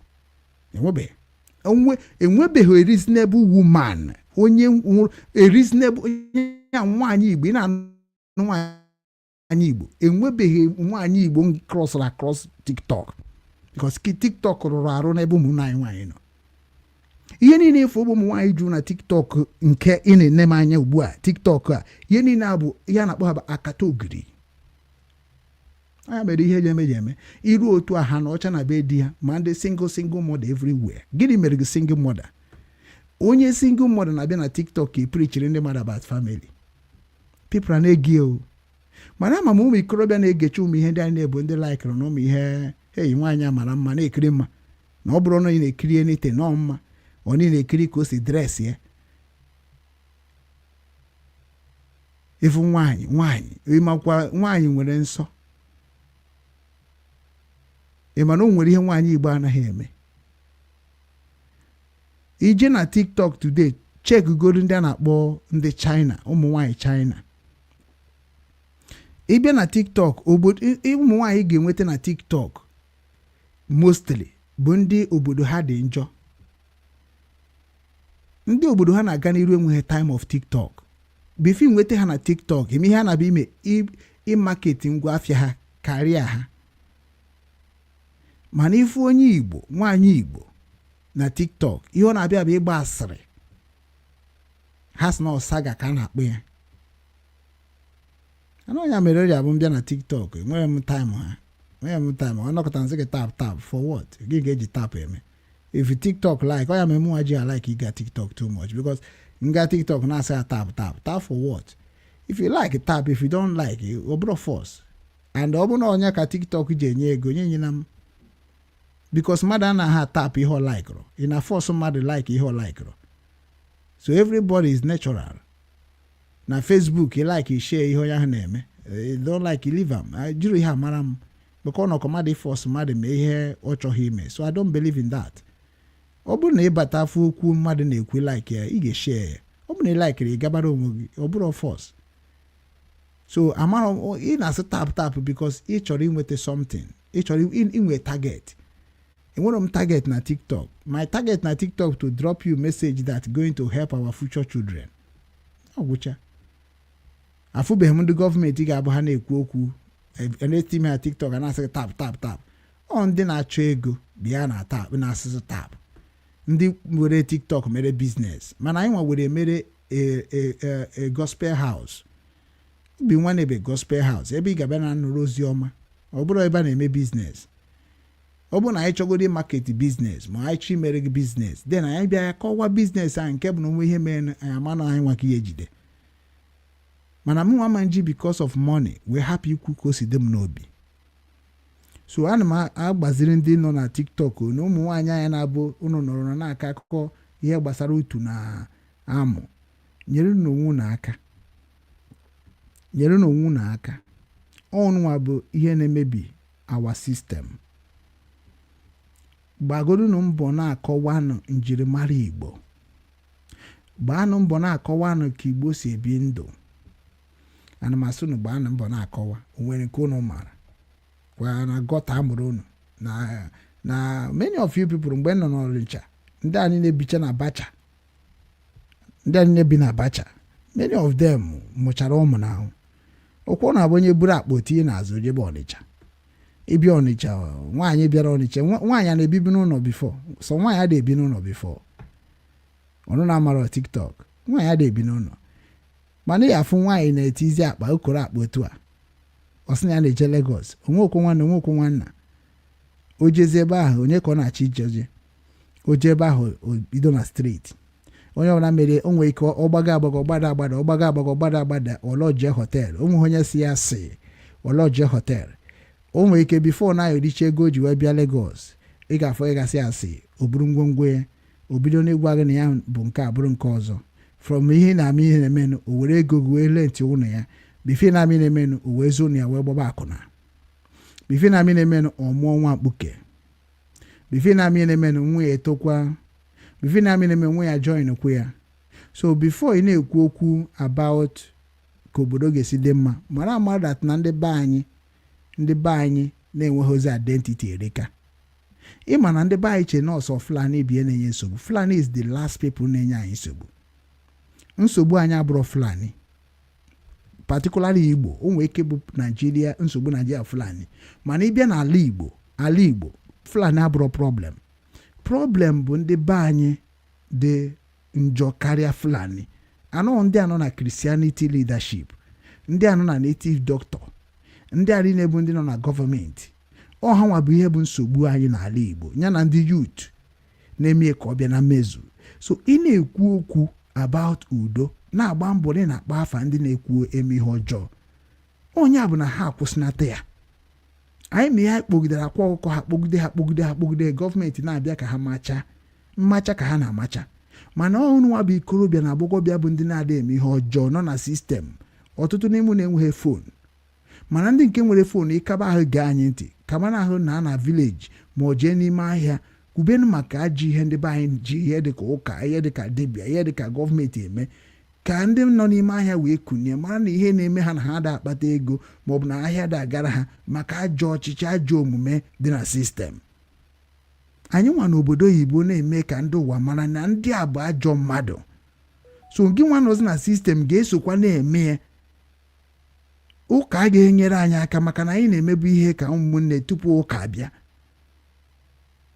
niile eju ụka mbọsị ụka bụ ihe na-ebutere gị esemokwu gị na ezinụlọ gị bikos ije fada anụghị nwaanyị akọbara gị ede na nwaanyị, fada amụbeghị nwa akọbara gị ede na nwa. Ebe ka a na-eme ụdị ihe eme. Fada na-arịbeghị nwaanyị ya na-Ebuka Obi si na ya bụ virgin, mana ọ na-akọrọ gị ihe dị n'ihe niile. Ọnya mere o ji ajụ gị kedu ka isi eme, kedu ka o si adị gị, imebi ọ na-atọ ụtọ ka ọ na-eme ya. Look at a gospel preacher. Ana onye ọbụla na-eso maka gịnị? Maka na ịdịgo corrupt. Maka onye adịbeghị corrupt ga-Ebuka Obi ntị na mechie ntị because na ihe Ebuka Obi na-ekwu abụghị ndị a bụ ndị ekwuru na Bible na ha ga-abịa change the narrative of the Christianity to their own personal narrative. Ha nwa ndị ga-eji afa Chukwu wee bụ ọgaranya mana ikpeazụ mkpụrụ obi ha ga-efunahị ya. Onyanwa because na ịma ama n'eziokwu na mgbe anyị Christian bụ Christian n'ala Igbo, mgbe Christian ka bụ Christian, ihe Ebuka Obi na-eme bụ alụkọ na-eme.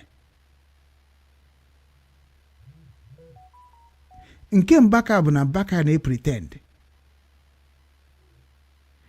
mana nke Ebuka Obi ihe si Ebuka Obi na ọ na-apụta abụrụ a Christian lifestyle. Man in our support here, do you know why you are supporting that kind of thing? Because he like it, yeah? And they may not consume na system. Nke na-ekwu kita na ine n'anya. O nwere ndị ga-asị gị ekwuzina na ọ na-abụ ọ bụ na ikwu na ikpọ hafa na ihe ekwu. Imi ga-eji imi o ji asị gị akpọ n'afa ka ịrapụ ime onye na-ekwu na-ekwuru onwe m ka onye ara. Mana nwere onye mbịara izi ozi. Ọ bụ na m akpọ hafa nwanne m wee gwa ya na ihe na-eme adịrọ ma ka ezi ihe nji wee sị na ọ bụ ụmụnne m ịmasị na anyị na-ebu Igbo kedu ka anyị si wee bụrụ Igbo mana anyị na-eme ihe ka Igbo adịghị enyere onwe ha aka ọzọ ife onye Igbo mee ka ọ mara na onye Igbo. Ndị nke na-emezi ya eme apụtaza na-akpọ ha jọ afa, ndị nke jizie egosi na abụrụ ajọ ihe ha were na-eri ego. Onye a gwara gị dat na dibịa nwere ike na nwanne ego wee gosie ụzọ, ị ga-ekwete ọ nọrọ ka ọ bụrụ na m nwere ihe m ga-eji nyere nwanne m aka ka o nyere onwe ya aka gaba n'iru, m wee sị ya bifo m na-enyere gị aka jee weta ego dị ona mmakwa na ojirokwa ego ahụ betesi ya jee weta ego dị ona na aga m eme gị ka ị mara ihe dị ona. Gịnị ka ihe ahụ bụ? Nwanne ụka dị ebe ahụ ị nwere ihe na-abụ ị ga-enye nwanne gị ofu isi ya weta ego bịa were nke ahụ. Ọ bụ ego ka iji weta nke ahụ? Ọ bụgodo ego ka iji weta i wetere sọsọ gị ka sọsọ gị rie. I wish unu ga-aghọtakwa ebe m si abịa o. Ihe ọjọọ akarịa. Ụmụnne m ka lapụ unu na-ekwugo m ya ka m hapụ unu because na I feel home comfortable because of time m ji ekwu okwu abụ n'isi ụtụtụ. Onye mere adị m emenwu program n'isi ụtụtụ because of noise ga. Ọ bụ na chief go na ebe niile na-eme mkpọtụ moto na-aga dịtị na-ewe mee gaa ama ebe mkpọtụ si abịa mana kịta ebe niile jụrụ oyi because taa Saturday. So ndị nọ na TikTok ana m ekene unu wee na-asị ya gaziere unu niile. Ọ bụ na ị ga-enye aka because I like rom ka m gwa gị ike agwụgo m ime ịnabata ndị mmadụ ka ebe na-aka akụkọ. I like rom ya. Go to your home and make a peace with your family. Start there, preach a gospel of truth, unity. Nwere m na gị nọ na TikTok now ịkọ ha nke ọhịa o make no sense. O nwere time ọ ga-abụ even orugo mgbe this program mere kịta now I believe na m ga-akọtụcha a lot of things m kwuru maka ndị a niile. Then I have to focus on my own family, village, city, state. Ya na gwunu pure. Ịchọzie ka ị nọ n'obi nwanne wee promote ya steeti bịa jiri aka gị kwuo maka ya steeti. Mana agwago m unu na ndị a niile Africans we made native doctor, Christianity, governors and Biafrans. Ihe niile a kịta na ahụ ihe nọ ha n'ime ịbata 95% of them are not rare. And not if not the difficult ha ncha niile. So how can you know the 5%? So ebe anyị nwere problem. So ọ bụ na ị ga-eso wee na-enye aka na-agbasa ozi ịbata na Biafra fụ ya anaghị eme ọfụma kwuo n'ụdị eme ọfụma with evidence abịa na bụ mmadụ ebubo.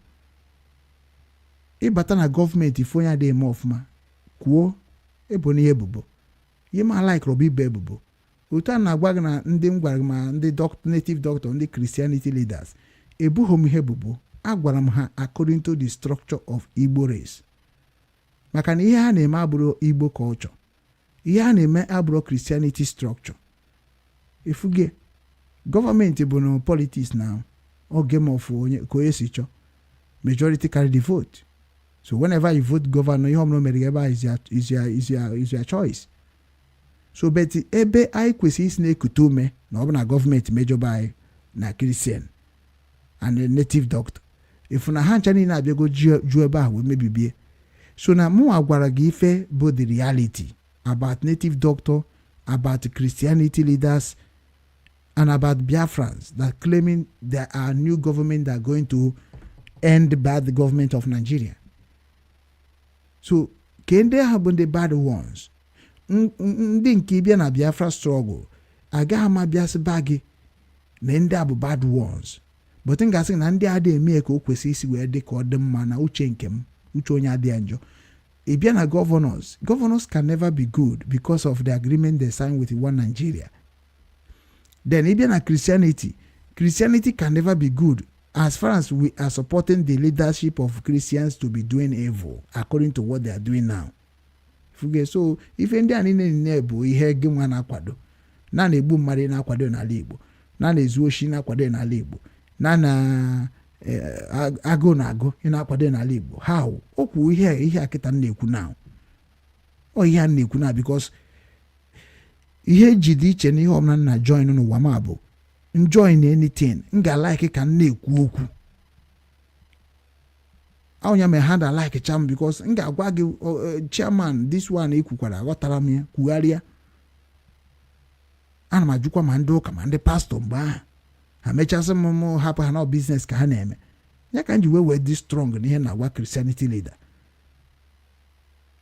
Nke a na-agwa ndị dibịa na otego ngwabara unu ya na ndị dibịa na-egbu mmadụ na nke ha ga-abụ worse maka na dibịa ma ife nwee ike itinyere gị irie ya nwụọ dịka ndị dọkịta ha ma ọgwụ ha ga-emexire gị gbaa gị ịnwụọ. So nke ha bụ worse. Nke Christianity bụ na Christianity nwere ike ime gị otu n'anya afọ ụzọ sị na Jesus will help you but na lie, sị na God will help you but na lie. Because ndị na-enyere gị aka bụ nwanne gị ma nwanna gị ma ikwu ma ibe gị ma nne gị ma nna gị. Ọ ha na-enye aka ha mee ndị ahụ abandon wee sị na Chukwu afụbeghị anya, Jesus ifụbeghị anya.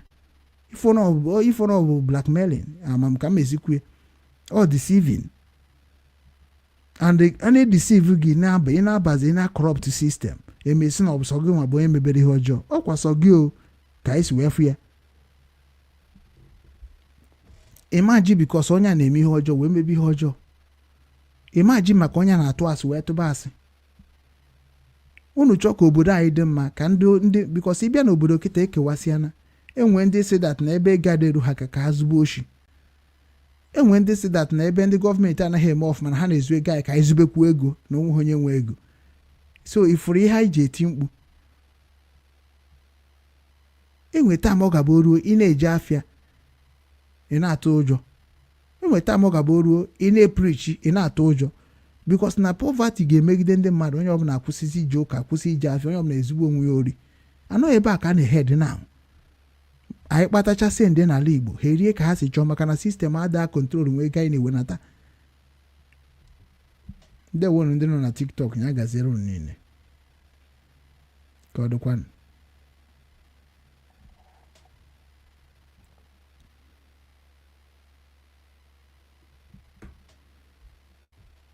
Onye chọọ anyị apụgo na TikTok.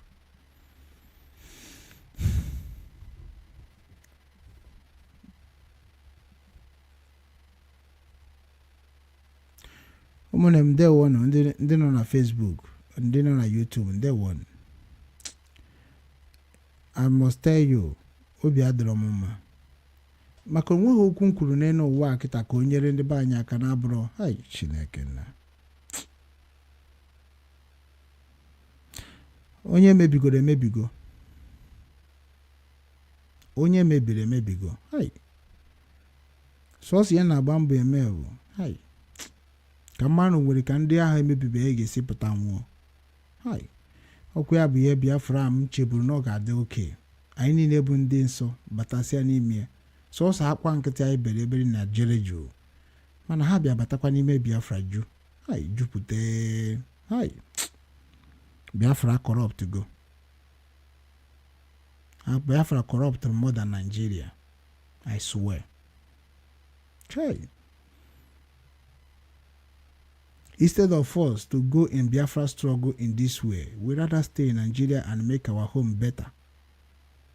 Biafra struggle corrupted in Kebuna. Ndị ahụ na-ekwu eziokwu ịchọghọ dị mma maka anyị na ọsabụ. Onweghị government of Biafra, onye ọbụla na-eklem na Biafra, onweghị government of Biafra dị honest. They are not honest. They are not honest. Anọ ya ka anyị ji eche na ndị ka nọ ka ọ pụta ka anyị jụba ya ajụjụ ma onye anwa jiri aka ya wee gwa na ihe ọ chọzi ka eme, ọ bụ anyị gaba na Biafra ka anyị just were onwe anyị one Nigeria and Igbo leadership jiri aka anyị baa gọọmenti, because anyị ka nwere olileanya ịbịakọta ọnụ, because na mụ nwa na ụmụ adịgo tired of iri ndị be anyị ọrụ. Gwagodu m ke ịbịa na social media na ke ndị ga-aba na-ekwu okwu Biafra na gị na-aghọta ihe a na-ekwu.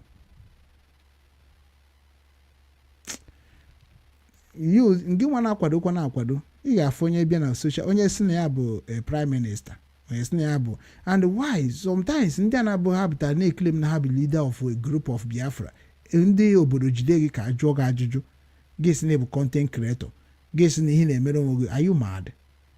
Na sometimes ụfọdụ asị na ha bụrụ the leader. Ịmana ọ deceive kwuru na-edeceive ndị mmadụ, because na sometimes onye ka na-ekwu okwu a na-ekwu una na-eche na onye na amara ihe na-ekwu. Nne m nwere ihe nna abụ nnu and una na like ime investigation of anything. Una like no mmadụ kwu ha na as far as a na-ekwugide onye ahụ ịma na ọ dị ka ihe hụrụ n'anya edobago bias.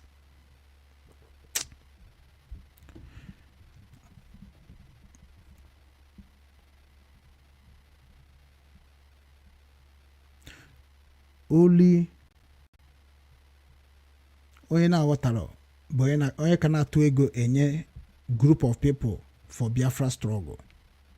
Agwabugo m ya before, mmadụ ajụzi na m ụdọ ajụ a, atụzina ego to any freedom fighters for now.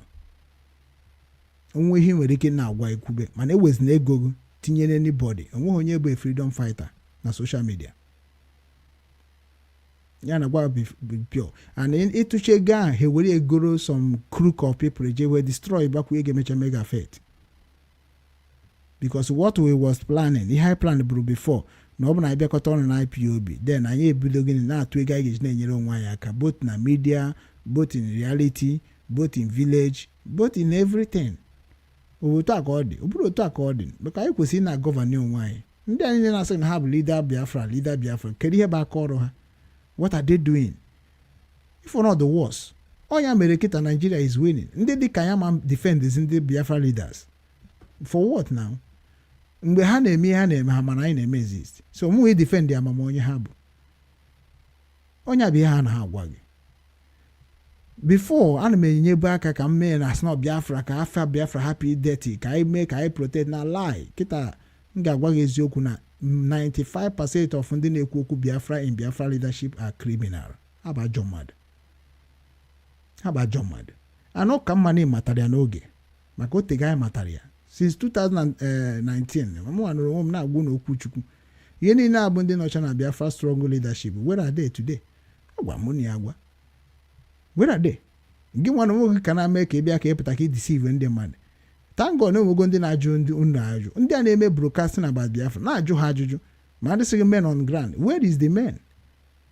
Na-ajụ ha ajụ na ndị a bụ criminal. Ndị a bụ ndị oshi. Ndị a ịtụba ego ị na-atụkwa ị na-build somebody family. Ego ị na-atụ na anything concern Biafra now. You are building people's family. Ya na-agwa gị na-akọ ọ bụ. So ịbịakwa na sị na Biafra bịa na-eme gị o. Mba. Ọ Biafra na-eri ego. No. Ego ọbụla ịtụrụ n'any group of ndị na-eklem na ha na-eme Biafra, i just na support ndị ahụ because of preaching ha na-eme or gospel or whatever. We are not supporting your land. Because all here the same Nnamdi Kanu love said, I want peace to be in my land. Then now go know how to make the peace. Nnamdi Kanu kurekunu ga watia. Mgbe ndị gọvanọ na-eri unu ego eri unu oshi kurekunu ya watia. Emega akwa ọka res na ewe mmanụ ga-ekwu maka Soludo. Mana mụ na-ekwukwa n'okwu akwa ọkọ ha na-eme ihe ọjọọ na ya na-eme abụrụ omenala une ejego one day n'obi nwanne ekwukwara ekwu ọ nọ bịa na kọmentị na social media ndị ọkatara obi a kọmentị etu obi eze kọmentịrị bikos na amago na mbụ ọkpụkpụ gbadochara unu niile n'onu eje na peji werezie nke m kwutere wee kwube ka obi makwa na ihe na-ekwu my mindset and mindset ma ihe na-ekwu mfụkwa mma mana my mindset enwere ike mbịa kọmentị yara gị but nna agwa gị why can't you say that na ihe dị na-abụ ihe ọjọọ na platform anyị si na ha kparị mmadụ to God ịma nwetadị ndị anyị na-esef ị na-asị na ịma mkparị ma na ịba ajọ mmadụ ha ma na pretend they know iche na ndị Igbo amaghị ihe iche na m amaghị otu a na-akpọgụ m ejike mba ka m iche na ha amaghị ihe na-eme they know what I'm saying, they know what I'm doing, they know why I'm doing it. Ha amago na conscience m na ama m ikpe because of ihe ha na-eme. That's why I can't stand it. Neo maka mkpu na-eti kịta n'aka ndị obodo mmadụ na-eji because of mmadụ tinye onwe na nsogbu maka mkpu na-eti ka my neighbor bekwasịkwa m na ọkwa ya akpago ihe akpa m ji nwaanyị na-ekwu okwu because amara m ka m esi gwa gị okwu a ka iwe ma na ihe nna gwa gị bụ ife ndị ahụ na-eme mmadụ n'ọkọta oyiri akwa na ọnụ enu ọta na-akọrọ gị rubbish si na bụ Reverend Father ebe ka na-eme ụdị ihe eme n'ụwa we asking you ebe ka na-eme ya n'ụwa ịbịa n'obodo oyibo ndị Reverend Father na-eme biznes ọ gọọmenti na-akwụ ha ụgwọ ego ọbụla na-arụta n'obodo asị Christian ana m akwụ gọọmenti ana m akwụ ndị religion ụgwọ ọ ebe a ka esi akwụ ndị fada ụgwọ anyị na-agwa gị na ndị nke anyị dute na gọọmenti anaghị akwụ ha sizie n'aka anyị wee were aghọrọ na-anakọrọsị anyị ego ụtụtụ ọma ma ọdụbe m odogwu na Japan ụtụtụ ọma ekene m ịghọtago ezikatago m ozi ezikata ozi mọdụ ma ezikatagonu n'isi na-anazụ m ọkụ onye mere sometimes nje nzoro omume ike because mbịa ka m were ihe na-eme na obodo anyị kwube okwu ọ ga na-agwa m isi because na nke kwuru ekwu ebe ka ọ dị only in Nigeria mọdụ only in Nigeria gị ga-afụ pastọ pụta o sị na ya bụ a man of God and given Ugwu bụkwa a supporter of this eru echi bịa yobo Okechukwu Ugwu please can you give me money to buy the church card mana yini mana mmadụ support kwa ihe na-eme o and ndị anaghị support ihe na-eme as a Christian ị na-akpọ ha ekwensu na ụmụ ekwensu why ị na-ejekwa ụmụ ekwensu anaghị ego ị makwa na ikwesịghị na-ana onye ọbụla ego na-abụrụ pastọ gị ma ọ bụ na-ana onye ọbụla ego na-abụrụ church member gị but even the help anaghị abịa there no ikpecha ekpere ahụ sekpucha bụcha ọnụ ahụ fayacha devil gị ịpụtakwa echi ribịakwa na social media fụkwa Okechukwu Ugwu na-ebelive na Jesus na-ebelive na anything you are talking about na-ayọkwa onye ego ịmakwa ihe na-eme onwe gị ya onye mere anyị wee ma na unu na-ebu wayo otu a na-ekwu okwu a kịta na nsị kịta na want to give away 1 million naira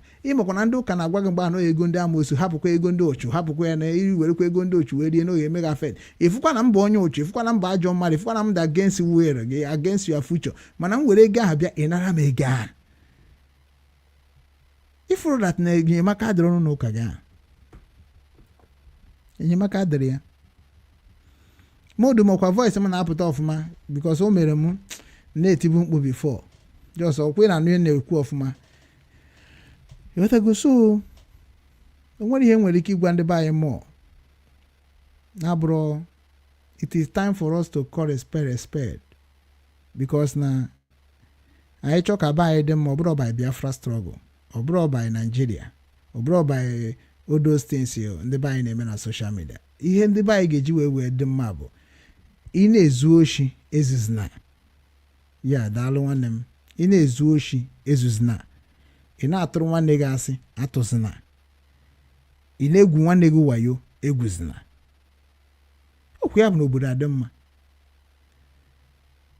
nwukwu ị na-esi okwu n'obodo na-abụrụ ị na-ewere nke mmadụ wee na-complete nke gị obodo oyibo bụ onye ọbụla je rụọ ọrụ ọ ihe rụta ka ị ga-eri nwanne m nọ na Japan kịta bụ ihe rụtara ka ị ga-eri ịda arụ ọrụ na Japan nwanne jekwuru gọọmenti enyebere gị aka. Otu aka ọ dị anyị ndị ụka kwesịrị na-ekwu ka nsi ekwu, ha agaghị ekwu ya maka na ha na-benefit from you. They are benefiting from you. Ije na TikTok onye ọbụla na-akọpi ije na Twitter everybody na-akọpi Burkina Faso even ike agwụgwụ m ịkọpi na post. O nwere ihe onyemaka ọ ga-enye m. This thing na-eme na Burkina Faso ịkọpịrị ebe ọ gaghị help my family. That's why you kwụsị ya. Nsi kama nga na-epost ihe gbasara Burkina, kedu oge motivation ka ọ na-motivate unu ebe anyị kwukata na Nnadịka na-ekwukatago n'owe, Ojukwu kwuo n'owe, Ụwazirike kwuo n'owe, even Simon Ekpabego kwuo n'owe. Nna kedu ihe ọzọ m ga-epuru, onye ka m na-epuru vuru just ka wee nweta followers? No, I stop go me. Facebook m mechekwana mepere m ụzọ nọkọtakwasị na ma publish kwana another thing na-ehe follow another call program a mere last time nke mere with Chief Chika Daniel maka ma m na that thing na Facebook agwụgwọ m akpọzi na egwu gbasara mmadụ anyị etinyezi ihe ọbụla na-abụrụ nke gị ka ha wee nye aka na-atụsị ya. Because every time ije na Twitter efu ndị ga-ezo face ha ezo ihe ha na target bụ news na-aga ha chọghị ịma maka befa.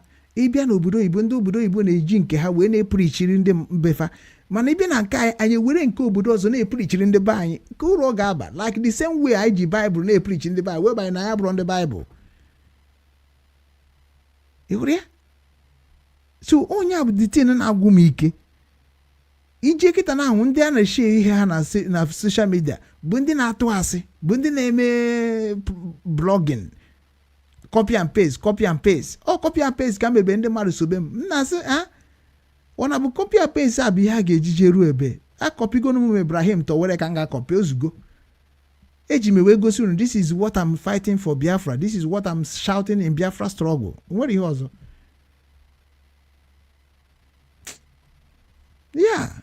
Ọ eziokwu ka na-ekwu mọdụ m because na ịbịa na Biafra struggle anyị che na anyị ga-eji ebiakọta n'obodo oyibo ma n'ala Igbo ka anyị nwee one mission. Nna ha bịakwa were ebe arm struggle. Ọ mgbe ha bara arm struggle ka mma na ihe aghasana because ihe ndị ụwa ji egere anyị ntị mgbe ahụ because we are not in arm struggle. Ịjụọ ndị nke bụ IPOB leadership asịghị na ha mepere ESN because of ndị Hausa Fulani ndị na-edistọpụ ma maghị ha na-eje afịa ọ na-eje ọhịa. Ngwana ụmụnne m gwagodo m ihe ha mepụtagoro sinsi ahụ. Ndị ma ịpụtakwa ị na-akọ sometimes ị na-ekwu okwu na-echetakwa na mmadụ na-ana n'iyi. Ụfọdụ ijekwuru ha n'ime one on one asị gị ego na ndị ba ya achọghị fon. That structure adịghị na structure of our father. Ihe aka na-akpọ machineries adịrọ mma ibubata n'ala Igbo. Ịnụkọta gị were onye ịma ha ebe o si wee bịa si ya ka o chekwaba obodo gị. Ọ bụrụ the same thing ka anyị na-face na Nigeria military. Ịnụkọta gị create people just no si ha chekwaba obodo na ha ma nwee power to chekwa obodo. Onwe onye yọrọ go bịa chekwa forest ha. Onye mere ndị Igbo World Congress ji wee gwa ha mgbe a ka anyị mee ihe ka ihe obodo. Korabụ ịbụ ihe Biafra. Ha je hijack ya. Today you are afraid to say that they hijack ESN structure. Now the kind of announced on social media is not my business. My business is what is going to happen in future. Because many of them that created ESN are Mugu. That is why it is not working. Because they can that support here. Where do we? And when we support ESN, never and ever. The same thing with the Biafra Liberation Army. I don't support them. But he not supportable. Let all of us come together and know what we really want. That is what I'm supporting. Mana na bunu name kunu name ona na achoka ndị mmadụ kwuo okwu n'ime. Then mbia ngwanu yes na ndị Nigeria government na-egbu anyị. Kedu ihe ga-eji we egbu ndị Nigeria government military?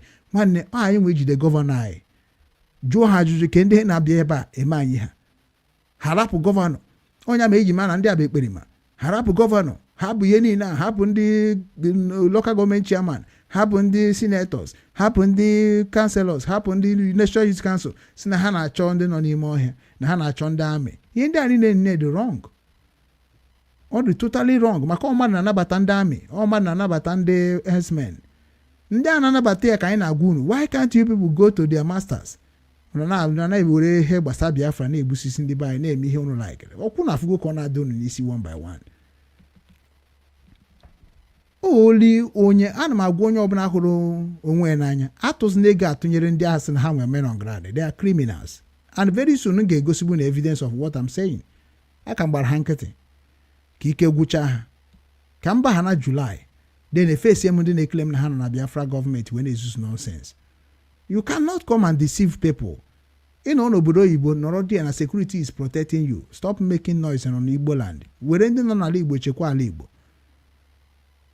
Ọrụ anyị nwa nọ n'obodo oyibo bụ etu ego tụrụ anụ ụlọ anyị na-atụ ịtụna na village gị bịakwana na-atụrụ ndị ochie anọcha na social media sị na ha bụ leader of Biafra.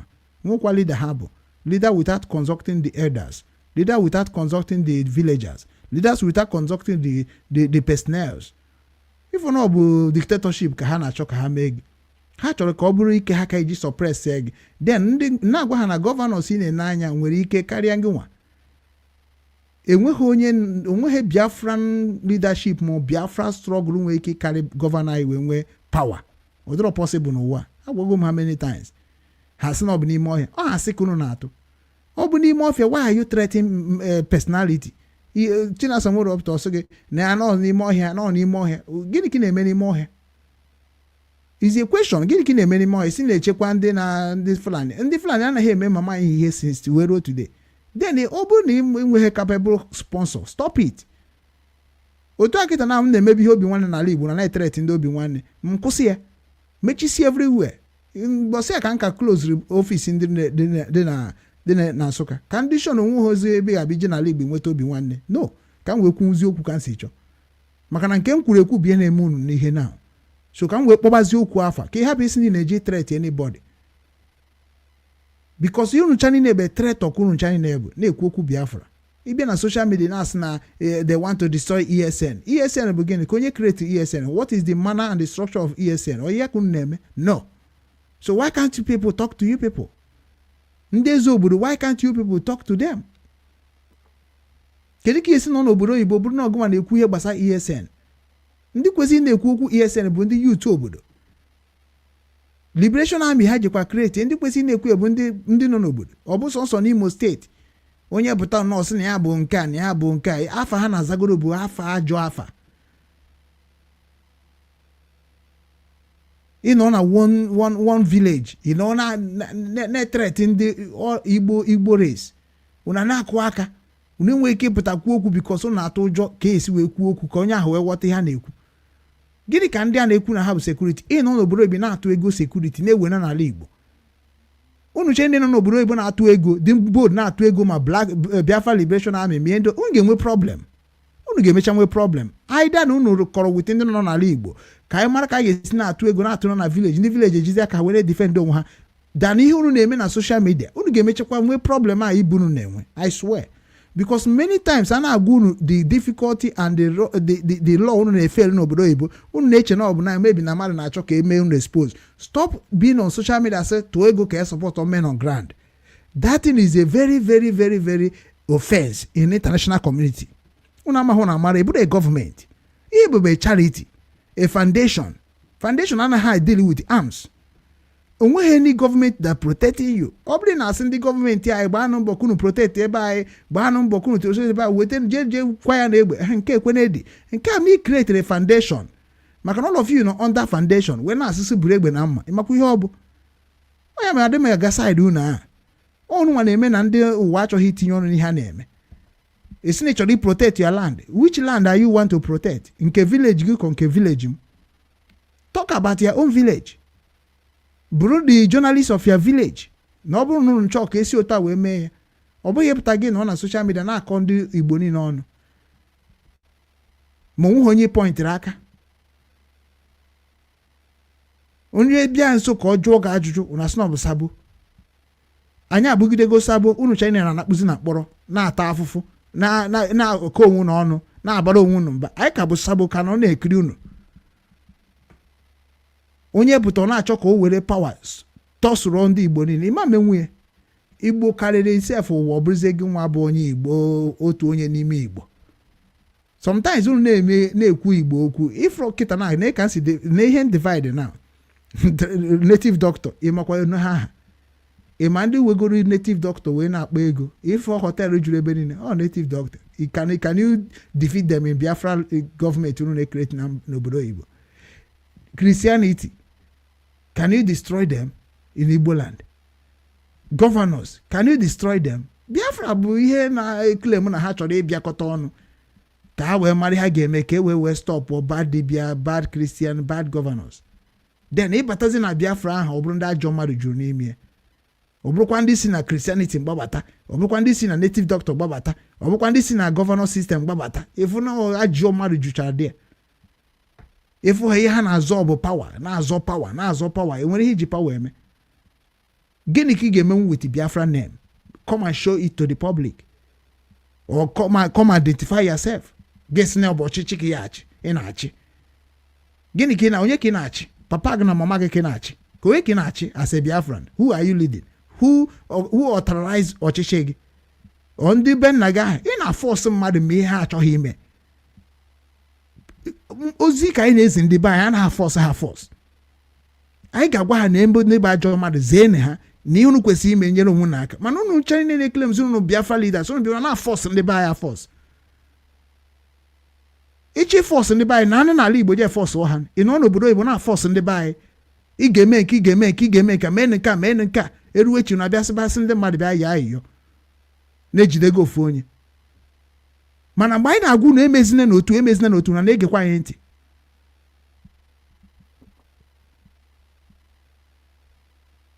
Unu na-atụ ego the same ndị ahụ iro na ESN asị na ha gbasara into pieces na ha na-egbu onwe ha. Abịa na Liberation Army ha gbasara into pieces ha na-egbu onwe ha. Do you know the reason? Because that kind of structure is not going to work in Igbo land. It can't work. Stop supporting those useless people na Igbo. Go to village ka ime ha na-akpọ village structure. Unu emenwe unu ga-emegide regret bụ ihe niile very soon. Ihe unu na-atụ ego na social media, all of you are supporting evil n'ala Igbo. Onye ọbụla apụta n'afa nne ya, onye ọbụla apụta n'afa obodo ya, onye ọbụla apụta n'afa ikwu nne ya. Onye abịaza na social media na-eme generalize. Isi na ibe Biafra gị threat ba government, gị threat ba ala Igbo niile. Obeko esinyere gị aka. The same people in a threat na asị gị ngwa gị bata ka anyị mara ka anyị esi wee rụọ gị na-agba ọsọ. Mana ị ga-apụta na social media convince ndị be anyị to do what they will do and later regret.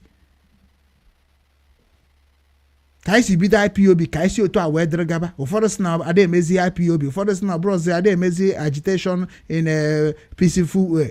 Ada emezi n'ihe anọzụ armed struggle. Then o say tie na the materials of armed struggle and the case of armed struggle be here is not on board now. You watch the statement of Nnamdi Kanu on the men within the armed struggle. If you get a radio Biafra can you go ESN instead of image that nonsense, nonsense. Focus on the making our people to know their problem. We are ESN. Get ESN now. What in ESN they do? Can if Hana give one obro na to ego can you Hana? Ndị dibịa wee na-eme ihe ọjọọ dị n'ala Igbo ESN afụrụ ha. Ndị na-enyi ozu mmadụ n'ime ọhịa ndị ESN afụrụ ya. Na-egwu onuru na-atụgbisi ndị mmadụ n'ime ESN afụrụ ya. Ebe ka ndị niile asị abatazi na-eme ihe a ESN nọ ya, Liberation Army nọ ya, a na-ekwuchisi mmadụ ntị. Unu na-afọm kabar unu ji egbusisi ụmụ unu bịa n'obodo oyibo na-eme expect ka ndị ọcha support that rubbish. Mana unu ga-emecha taba afụfụ ya one by one. And unu nwa na-akwado na-ewere ego ka na-enye ndị a na-eklem na ha create forces na bai. Unu cha niile bụ ndị agha bụ the problem. Because ndị a creative forces cannot provide these forces they created. All very simple. And ọ bụrụ na ị create a force a na-ezo ezo na-abịa defend the not terrorists. This is the time for let all of us be careful. Because Hamaji past mistake we were destroyed and by emego mistake mgbe m support many people. Last people nwere ike ịnọkọtapịa na social media na support without knowing what you are doing in Igbo land bụ Simon Egba. Anybody ọbụla bịakwa na-ekwu anything about threat of our people, about security of our people to God, ị ga-enwe problem. Unu chọrọ idozi ala Igbo, jenu n'ala Igbo, bịanụ ka anyị cha n'ala Igbo. Ọ bụrụ na amanụ na-atụ ji n'ala Igbo, then ka anyị na-agwa ndị ba ife ha nwere ike imenyere onwe ha aka. Not to force them. Ọ bụrụ gị gwara ha na sit at home on Monday. Don't make it like you are the one. O nwere oyi nwoke kpọrọ m sị m na nsi oke since ahụ enweghị ike ifu m support any sit at home again. Ha nọrọ ha chọkwa na ha rapịa. Enwere ihe nwere ike force m ndị ba again. Ọ ya ka m ji agwa ha kịta unu chinyere onwe n'aka, nenu ndị ụka, nenu ndị gọvanọ, nenu ndị native doctor, nenu ndị Biafra struggle. Run away from them. Unless ha wetara anyị ezigbo structure we can believe. Mụ apụtakwa kwue nwe enyemaka ị ga-enyere nwanne gị, nyere nwanne gị aka. Enezina anyị ha ga-asị. Any foundation of not willing to help, come. Enyego m ka m enye. Nwere ihe ọzọ nwere ike imezi ndị Igbo na-abụrụ na-agwa ha njọ ha n'iru. Ịbata na social media, m ga-abịa nke a special. Because nwere ihe m na-abịa ikwu na-abụrụ for you ime understand about Biafra struggle. Many people are yokatago m wepụ onwe m na this Biafra struggle of the criminals. Na-agwa ha sị ubi m na-agwa m mgbe that na at least no nwekwana another opportunity anyị nwere. Another opportunity anyị nwere. Na ihe gọvanọ anyị na-eme anyị, na ihe sinetọ anyị na-eme anyị. But mụ nwa mezi na ụdị na m na-abịa support Biafra na-egbu karịa m. Ọ bụrụ na Nigeria gọọmenti a ka anyị ga-eji wee destroy everything mekwa by. This is the time for all of us to understand the game. Ọ bụghị bịa na-ewere ewe na-achọ okwu na social media.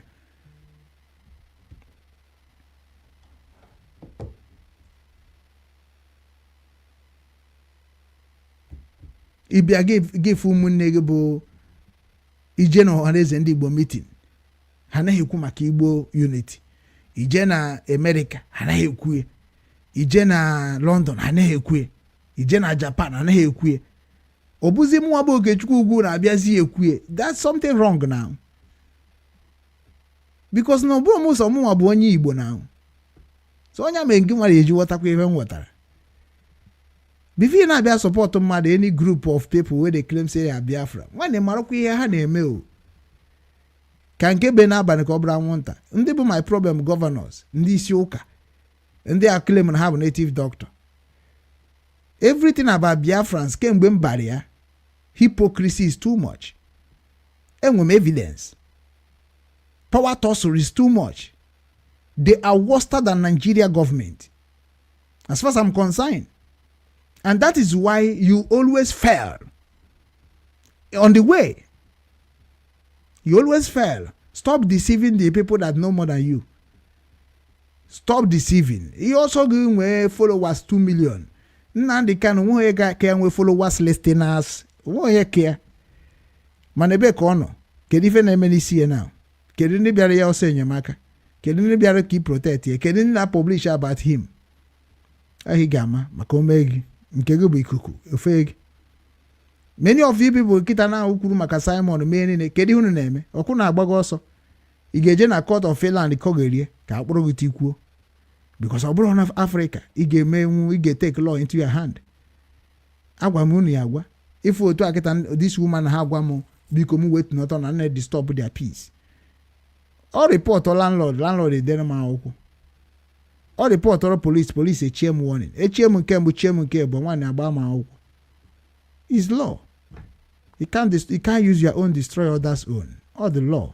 Obodo ibi n'ime eme ka ha si wee kwuo. The same thing ka a na-ekwu n'ala Igbo. Ihe ọjọọ niile na-eme n'ala Igbo ebe ka church leader nọ, ebe ka Christianity leader nọ, ebe ka governors nọ, ebe ka native doctors nọ. Ọ ha ma bụ ndị ọjọọ na-ekwu okwu. How can you build it?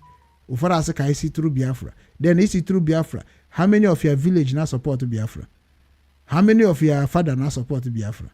How many of your mother now support Biafra? How many of you obodo now support Biafra? Only on Facebook. Only on Facebook. Ndị nke na support na-atụ ụjọ na-ezo ezo ka ndị oshi. Ọ na-abịa ihe aka ị ga-eji wee gwa ndị ụwa okwu. Go to South Africa. Julius Malema. ịfọ ndị na-asọpọtụ ihe ọ na-eme. O nwere ihe niile na Biafra na-ekwu okwu ka ọ na-ekwu dị ya, mana ọ fugo na ọ bụghị in that ịpụ na gọọmenti ka a ga-esi nweta ya. Ọ nọ na gọọmenti na-agwa ha na gọọmenti, mana ọzọ ndị ahụ niile o ji eme ihe ha nche niile amatakwara ịdị na politiks, maka na ihe ọbụla na-eme ihe gọọmenti ga-eji na-ewu ego maka na ọha ma bụ ndị nwe access to kaadị ya bụ egbe na mma. They know. Onye mere iji abụ ịpịa na-atara ka onye nke gị baa, ka ndị seti nke gị baa, ndị believe n'ihe believe ka ha baa, ha bazie ka ihe niile ahụ believe reset ye on their own mindset. Onye mere Soludo kịta na-anwụ na-eme ka omenala ma ihe niile mgbe ahụ ọ chọrọ ime ọchịchị ka ọ baa ka ndị omenala sọpọtụ eden mgbe ọ gbaziri nya anachekwa n'ụka ya, bikos o nweghị ihe ga-ezo njọ ndị gọvanọ na-eme na abụrụ ndị ụka. Igbo imagine Hope Uzodimma bụ onye Imo steeti, Hope Uzodimma bụ onye Imo steeti, imagine Hope Uzodimma bụ onye Imo steeti, ifuge Hope Uzodimma bụ onye Imo steeti kwesịrị ịdị na-echekwa Imo steeti, mana ọ na-echekwa ya, mana o jere ụlọ ụka bless ya, gọzie ya. Ndị fada na-agọzie, ndị pastọ na-agọzie, mana anyị na-afụ ya as a failure of leader. Mana onwe ndị na-agọzie, Ebuka Obi na-agọzie, everybody na-agọzie, mana gị nwa na-afụ ya as a failure leader. Otu a ka nsi wee gwa gị na power belong to the policies leaders. Government power belong to them. Revolution a na-ekwu okwu ya bụ ka ndị ọma wee pụta tie mkpu na ndị ọjọọ juru gọọmenti. Onye revolution. Then who are going to come out in massive and say gọọmenti bụ ndị ọjọọ? Ọ bụ ndị agha bụ ndị ọjọọ, youth niile bụ ndị ọjọọ. Most of Igbo youth bụ ndị ọjọọ. So kedu ka anyị ga-esi pụtakwana wee sị na gọọmenti bụ ndị ọjọọ webanye na gọọmenti ma ihe ọjọọ ha na-eme? Ịmana ka ha eri adị eri onwe ha. So anyị nọ na big problem, biggest problem nke bụ na onye gburu susu obi ọkụ ọhịa ha nọ n'ala Igbo kemgbe ụwa. Because na many of people ji si n'ụzọ ọjọọ na-akpa ego. So onye si n'ụzọ ọzọ na-akpa ego na-eprichiri a goodness, ọ ga-afụ ka onye nzuzu. Many of our people make money in the wrong channel. So ịbịa na-agwa ha kịta na as a right channel, ị ga na-ezuzu ezu half ka esi gbuo oge. That is what is going on. So system are corrupt to go. Every citizen corrupt. So what are you doing? Then bịakwa create kwa Biafra. Chọka iwere ihe Ojukwu ji wee destroy Nigeria bịakwa ka ịbịa. Mana chefuzie na Ojukwu was a part of Nigeria. Ojukwu used some weapon of Nigeria nke ha ji wee nwee nke ha rụkwasara. Mana Biafrans bịazi na-eme ihe weapon, na-eme ihe gun and bullet. In the right of that in the system.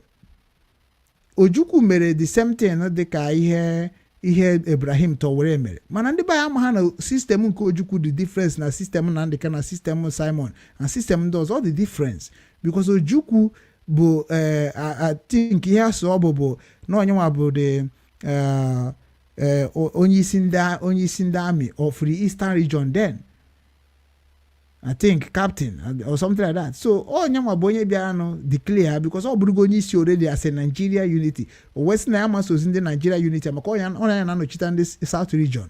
Then West na ama nọzi na-eme ụmụnne ihe ọjọọ n'obodo nke ndị ya na sign contract. Ọ bụrụ ya bụ ihe etu o si ebido. Ngwana m Nnamdi Kanu enweghị power to declare anything na the South East. Simon enweghị any power to declare anything in South East because they are not in a political system. Ifrie? So onye a na-ebutecha nsogbu niile na-afụ na-emenụ mana unu cha niile pụta instead of eju ese ọfụma ka akọwa unu aka na-emekwa n'ụdịrị unu menwuru ya unu rurukwa ebe ahụ na yọba ayọ please help me ihe eji Nnamdi Kanu na-akpa ego na system of law today because na ma gọvanọ ma ndị lọya na-eje mara ebe Nnamdi Kanu dara iwu mara ebe Nnamdi Kanu adaghị iwu ịhụrụ ya so automatically the same thing ka ọ dị na nke Simon Ekpa ihe aka na-asị were Nnamdi Kanu problem were na Simon problem mụọ na ihe afụma mụọ na ihe kịta ka o nyere unu aka maka ọ bụ ma mụ nwee nyegoro m onwe m aka ka o nyere unu aka maka ọ bụrụ na ejighị ihe mere Simon o ji wee nọ na Finland na kpọrọ kịta ọrụ na-ejiri emuru ihe a lot of our people are going to have problem na social media anonya me nji anazi azụ because na ọba hụ na ịbịa na-eme ebunye gị ike Biafra whereby the ije na meeting niile na-eme na Biafra jugodo onye isi Biafra nọ na meeting na ajụjụ about Biafra ọma nkọwa nwụrụ gị ga eme gị ka inwe ya na kpọ mindset to join and ijuba ha ajụjụ ọsị gị na tata ịbata ka ị chọrọ ịmachi ihe niile duto na ịma hụ na ihe na-eme ịbata n'obi nwanne structure today m ga-akọkwara gị ya nkọrọ ndị mbụ from 5 years ago ọ bụ onwe ya na-eteke m because ọ dị m n'ime mana ịbịa jụ ha na onye na-ekele m na ya na-ebe ihe Biafra ịjụ ya ofu ajụjụ ọ sị gị na ọkịta ịbata ka ya mie niile don't ask me, you are not executive, this one belong to executive, enwe ka esi eme underground. This is criminality. They are deceivers, and our people enweghị the mindset anyị nwere bịa na agwafa like that because onye na-eme ihe Biafra si na ya bụ onye isi ma ihe gwagodu m ihe niile ha ma bụ just nọ ihe ha ji tinye onwe ha na problem because enwere ihe bụ amamihe obodo ke ndị na-eme ihe Biafra nwere amamihe obodo ke ndị na-eme ihe Biafra today nwere amamihe obodo ha pụta kwuo n'ọnụ mana ha ga-eme nwe n'aka they no go fit do am ha enweghị structure of Igbo people mana ha na-achọ ka ha force Igbo people to believe in amamebe ke ndị butere Biafra apata Ojukwu. What are you talking about? Ihe Nnamdi Kanu gwara ya bụrụ ihe a na-eme na IPOB. Ihe Nnamdi Kanu kwuru anyị ji join IPOB abụrụ ihe a na-eme. That is what we are saying, and that is why everything now is turning upside down. Oburi ihe a na-eme. And many of you is afraid to say it, maybe can you happy there against Nnamdi Kanu waka. You are bad. You have to be truthful. Gbasara ọmụsị gị ihe na-eme. Onwe nke mere koyiru m si koyeme n'isi. Sadụ na-apụta na-eme n'ụdị na at least ọ bụ na efu eziokwu gị gbagharịba okwu agbagharị. Why? Many of you people zoro ezo n'ime ụlọ na-achọ onye a na-ekwute ọfụma, onye a na-ekwu ọfụma, onye a na-ekwute ọfụma. Ọ gị nwa bụ enemy of our people. Because ị ga-apụta kwuo ya managhị eme ọfụma mbịa na social media bịa na gwa m na mmadụ eme ọfụma maka na people are listening and taking my record. So na ọ bụ na ifiri na ihe na-eme adịrọ mma asị onye Igbo ịbịa gwa m ya ị na-echekwana ka nda enwere ike iji adacha before nda because before m ekwubu okwu si m n'obi ama na na-apịgo ya ka ụkwa ana m anọkọta kwubu okwu people akọgo kọ mbịaze kwuo nke m my stand ka ọ bara onye ọbụla mbịa ntinye link ifu ha na ndị ahụ ọ dị ka brain ka erigote maka adị m eme argument blind argument ọ bịa ịgwa m ihe iji maka abịa nwa ajụjụ jụọ ma ana m asa nke mama nsị na mara ana m eme ka ndị mmadụ follow be m no adị m eme argument nwere isi argument agaghị enyere anyị aka onye mere many people today ijekwuru ụmụnne anyị niile na-eti mkpu Biafra ifu na ha divide sego he divide sigo all the media agitators say divide sigo mgbe anyị na-agwa unu na enyi ihe na-eme unu si na anyị bụ sabo onye bụzi sabo n'ime unu agwa m unu chenile ga-abụ sabo o mere ka o mere all of you must be sabo ma onye isi unu ma onye ọdụdụ unu must be sabo before na enwe nweta ihe unu na-achọ because ebe anyị nwa ji Obinwanne wee bịa na-ekwu okwu ka ọ ga-esi dịrị ala Igbo na mma unu wee political system wee destroy eziokwu anyị na-ekwu bozi anyị nwa na-ekwu eziokwu allegation eziokwu ga-akọ unu kọọ ezinụlọ unu kọọ ihe niile unu na-eme n'afọ Biafra ọntụrụ na-ekwube eziokwu blackmail too much propaganda too much a na-ekwu ọ na-ebe ha esi ị ga-enweta followers na social media ha esi ị ga-enweta ebe ego social media ha esi ị ga-eme ebe dị popular and popular ha bụ ege destroy gị ihe niile na-eme onwere ka onyere gị aka enwere ihe ji popular eme ịchị dị popular gbara ọtọ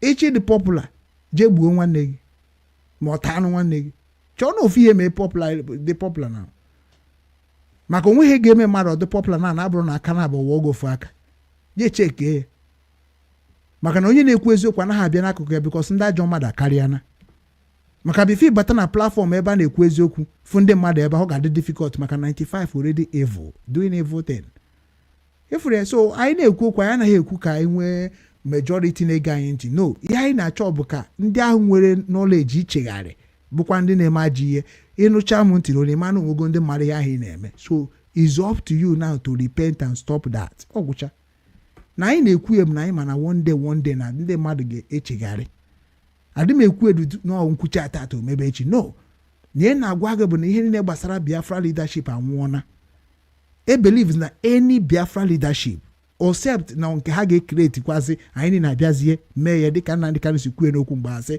na ọ bụ na onye ọbụla amatachi ihe dị na Biafra, then we have to shut IPOB leadership, then a structurezie nke a ga-eji wee bịakọta ọnụ from obodo niile. Ana m agwụ nie with old experience. Nnamdi Kanu pụta ga-ekwukwe like this. Because more you are joining Biafran, any group of Biafran, is more you are destroying and dividing our people. Onweghị ofu mkpụrụ leadership na-ekwu okwu Biafra na outside abroad dị genuine. Enweghị ofu mkpụrụ onye dị genuine na-ekwu okwu Biafra na abroad right now. It's a challenge. Ịchọma etinyele nke bịa gwa m ofu onye na-ekwu eziokwu na Biafra struggle. M ga-apụta nkwube mgbe m ga-abịa destroy ya the fake leadership of Biafra in abroad. M ga-agwụ nie. That is going to be my topic in 1 month. And m ga na-akpọ ha foto ansị kpọ ndị dibịa. M ga na-akpọ ndị a niile na-akpọ ndị isi nọ na Biafra na abroad. M ga-akpọ go expose all their evils. Because now today, ị chọrọ ka ala Igbo dị mma kwe. If you really want ala Igbo dị mma, ọ na ịmara ihe ị ga-eme ka ọ dị mma, then ịmara ọbịa ka anyị kpaa ya na ama m ihe ga-eme ka ala Igbo dị mma under 1 month. Ama m ihe ga-eme ka ala Igbo nwetebe onye anyebekwara onwe ha aka under 1 month. Ada achọ ihe ndị achọ. Gwagodo onwe gị eziokwu, chegharịgodo n'ime onwe gị bifo na-achọ ka ndị mmadụ chegharịa. Many of my people hate him because I na-ekwu okwu ana m ekwunyere Simon. Many of people hate him because na-ekwu okwu na-ekwunye Nnamdi Kanu. Then ndị a na-abụ na-ekwunye kịta amahụ na na-eme exist, and they know that I'm working, but they don't know that I'm existing. They know that I'm doing a great job, but they cannot recognize me in a way that na ngabịa nye aka. Ha ga-achọ ka ha na-eme because tụwasị eme na-abụ nna abịaza ata afụ. Because ngwa ha na ya ha na-eme adọrọ ma ndị niile abụ ndị na-amarụ ihe ha na-eme bụ eze na-afụ maka ajọ mmadụ, mana eruwe echi fụkwa ha ji were esebere onwe ha okwu.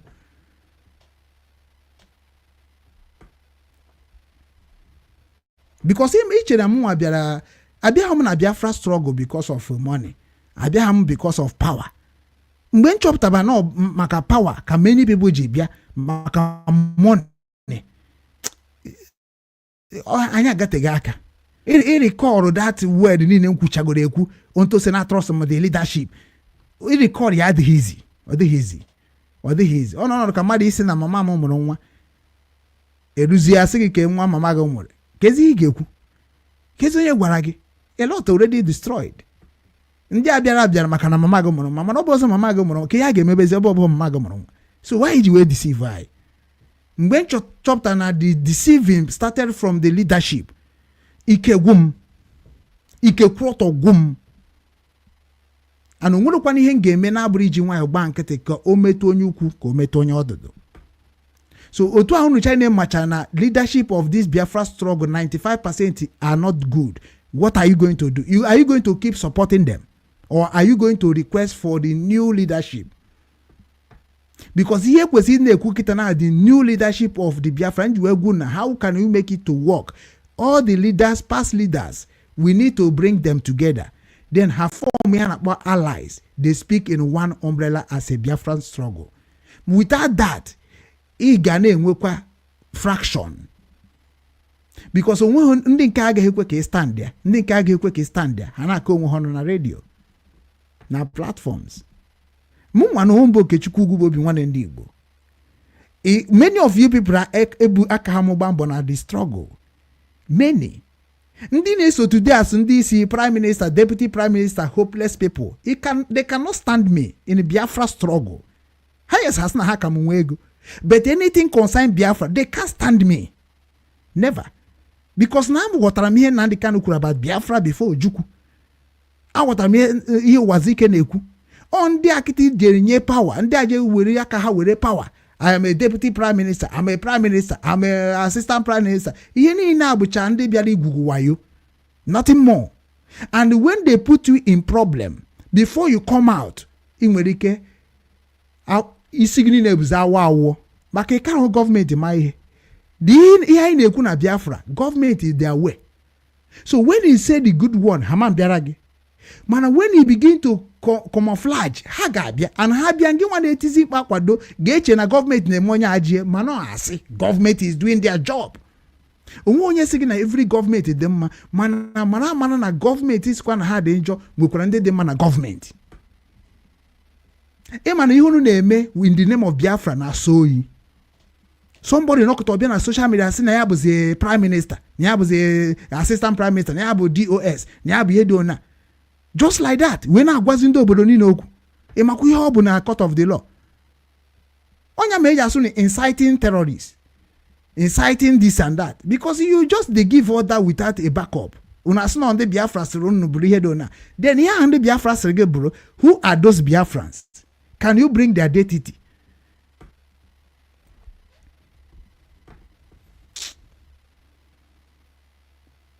Chizoba, dalo. Pure truth will save many lives. Continue the good work. Of course. Before self mara, imakwa ihe akụgoro m ọnụ. Take me to Nnamdi Kanu. Take me to a lot of people, they believe that they are their God. They are their listener, which I don't care. I don't care. These people know, actually know how about their all. They can't come on my face to talk to me in the wrong way. They never. It's not possible. Because Yengejibu have the structure of our father. Adama talk on the structure of Cambridge. And I'm talk on structure of the Oxford. No. On Britain. No. I'm talk about on Todi Muruna Mabaka. No. You're not talk about the structure of our father. Then what is the structure of your own? That is what we say. Let us go and rebuild it. So abena were politics bia, I were politics bia, then abakwan politics in Nigeria. Nya bu nke ndị Britain. Anya were ye now. Because ye ni neme, ke this structure nu jeme, but my question. Jugodo ndị a na-eme ha na-eme, ke this structure ha na-use. Ajukatagomu. Onwe kowa nwuru. Even this Biafran United States of Biafran came peripaz, ke structure ha na-use today.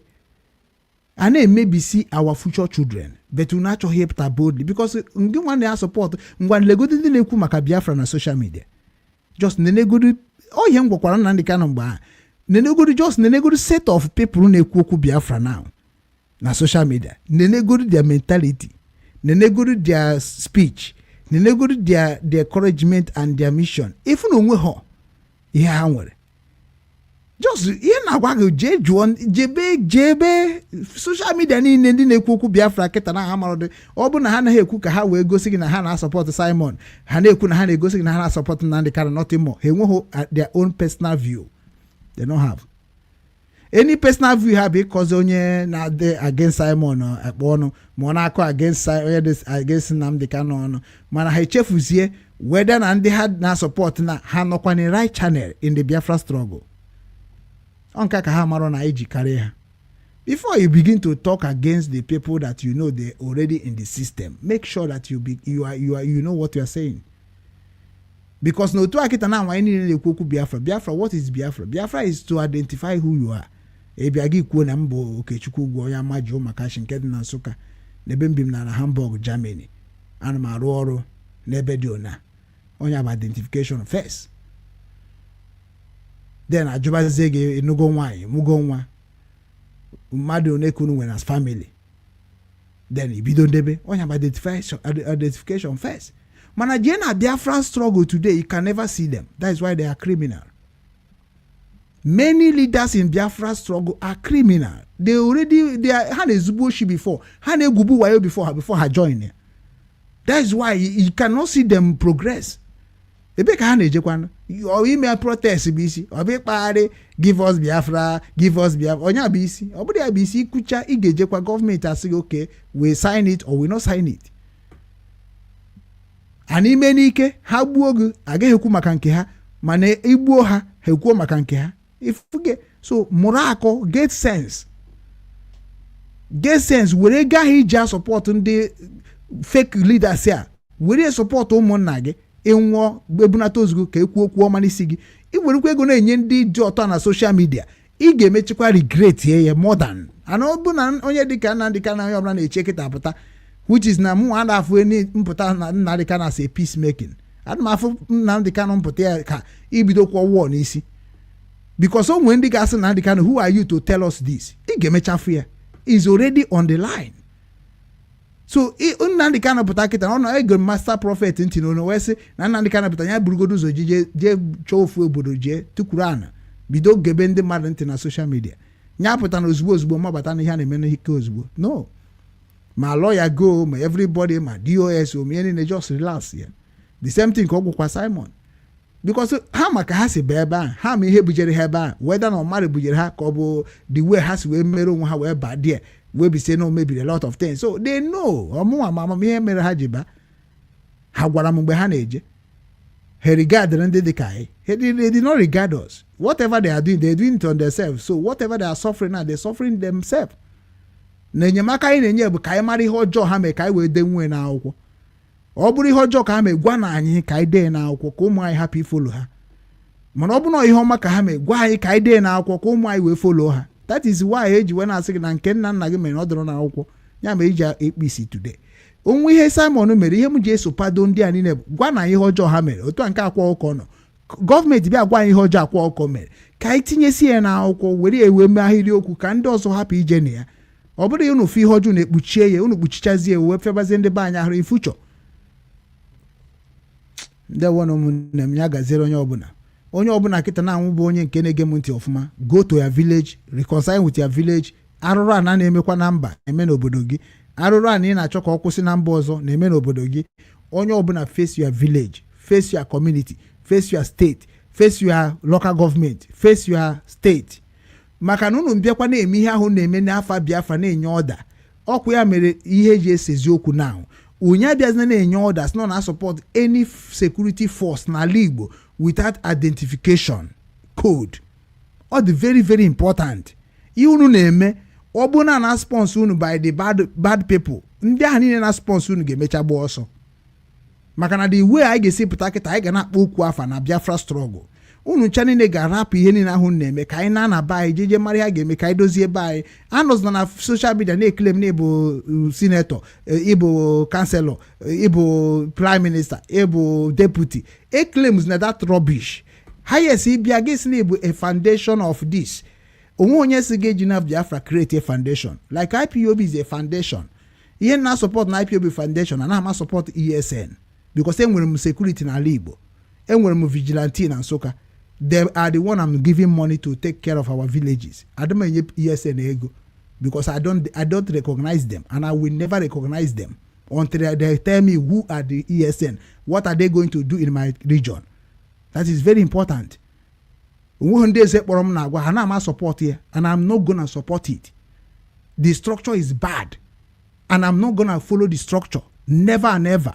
Until ha bịa gwa anyị ndị Igbo World Congress ma ha ji wee go back so na ajụ na-ese ọ bụghị mmadụ nọkọta ofu onye anọ n'ofu akwụkwọ ma redio na-enye gị ọda of what you don't know about amaghị m ka anyị si wee daa this onukwu niile mgbe e create IPOB as of every family onye ọbụla si na family ya pụtaba then oruzie na security unu ejeje gozie ego mebezie na aga na-echekwa ebe ka na-echekwa how many region ka ị na-echekwa how many bush ka ị na-echekwa how many where ka anyị mara n'ebe ihe ọjọọ na-eme ka anyị mara ka ihe ọjọọ si akwụsị onwere nkuru na-eme no structure nothing ụpụta na social media una just na-ekwu anyị na-eme ESN ọ bụrụ ESN na ndị obodo asị you are liar gị na-emebizi ihe niile na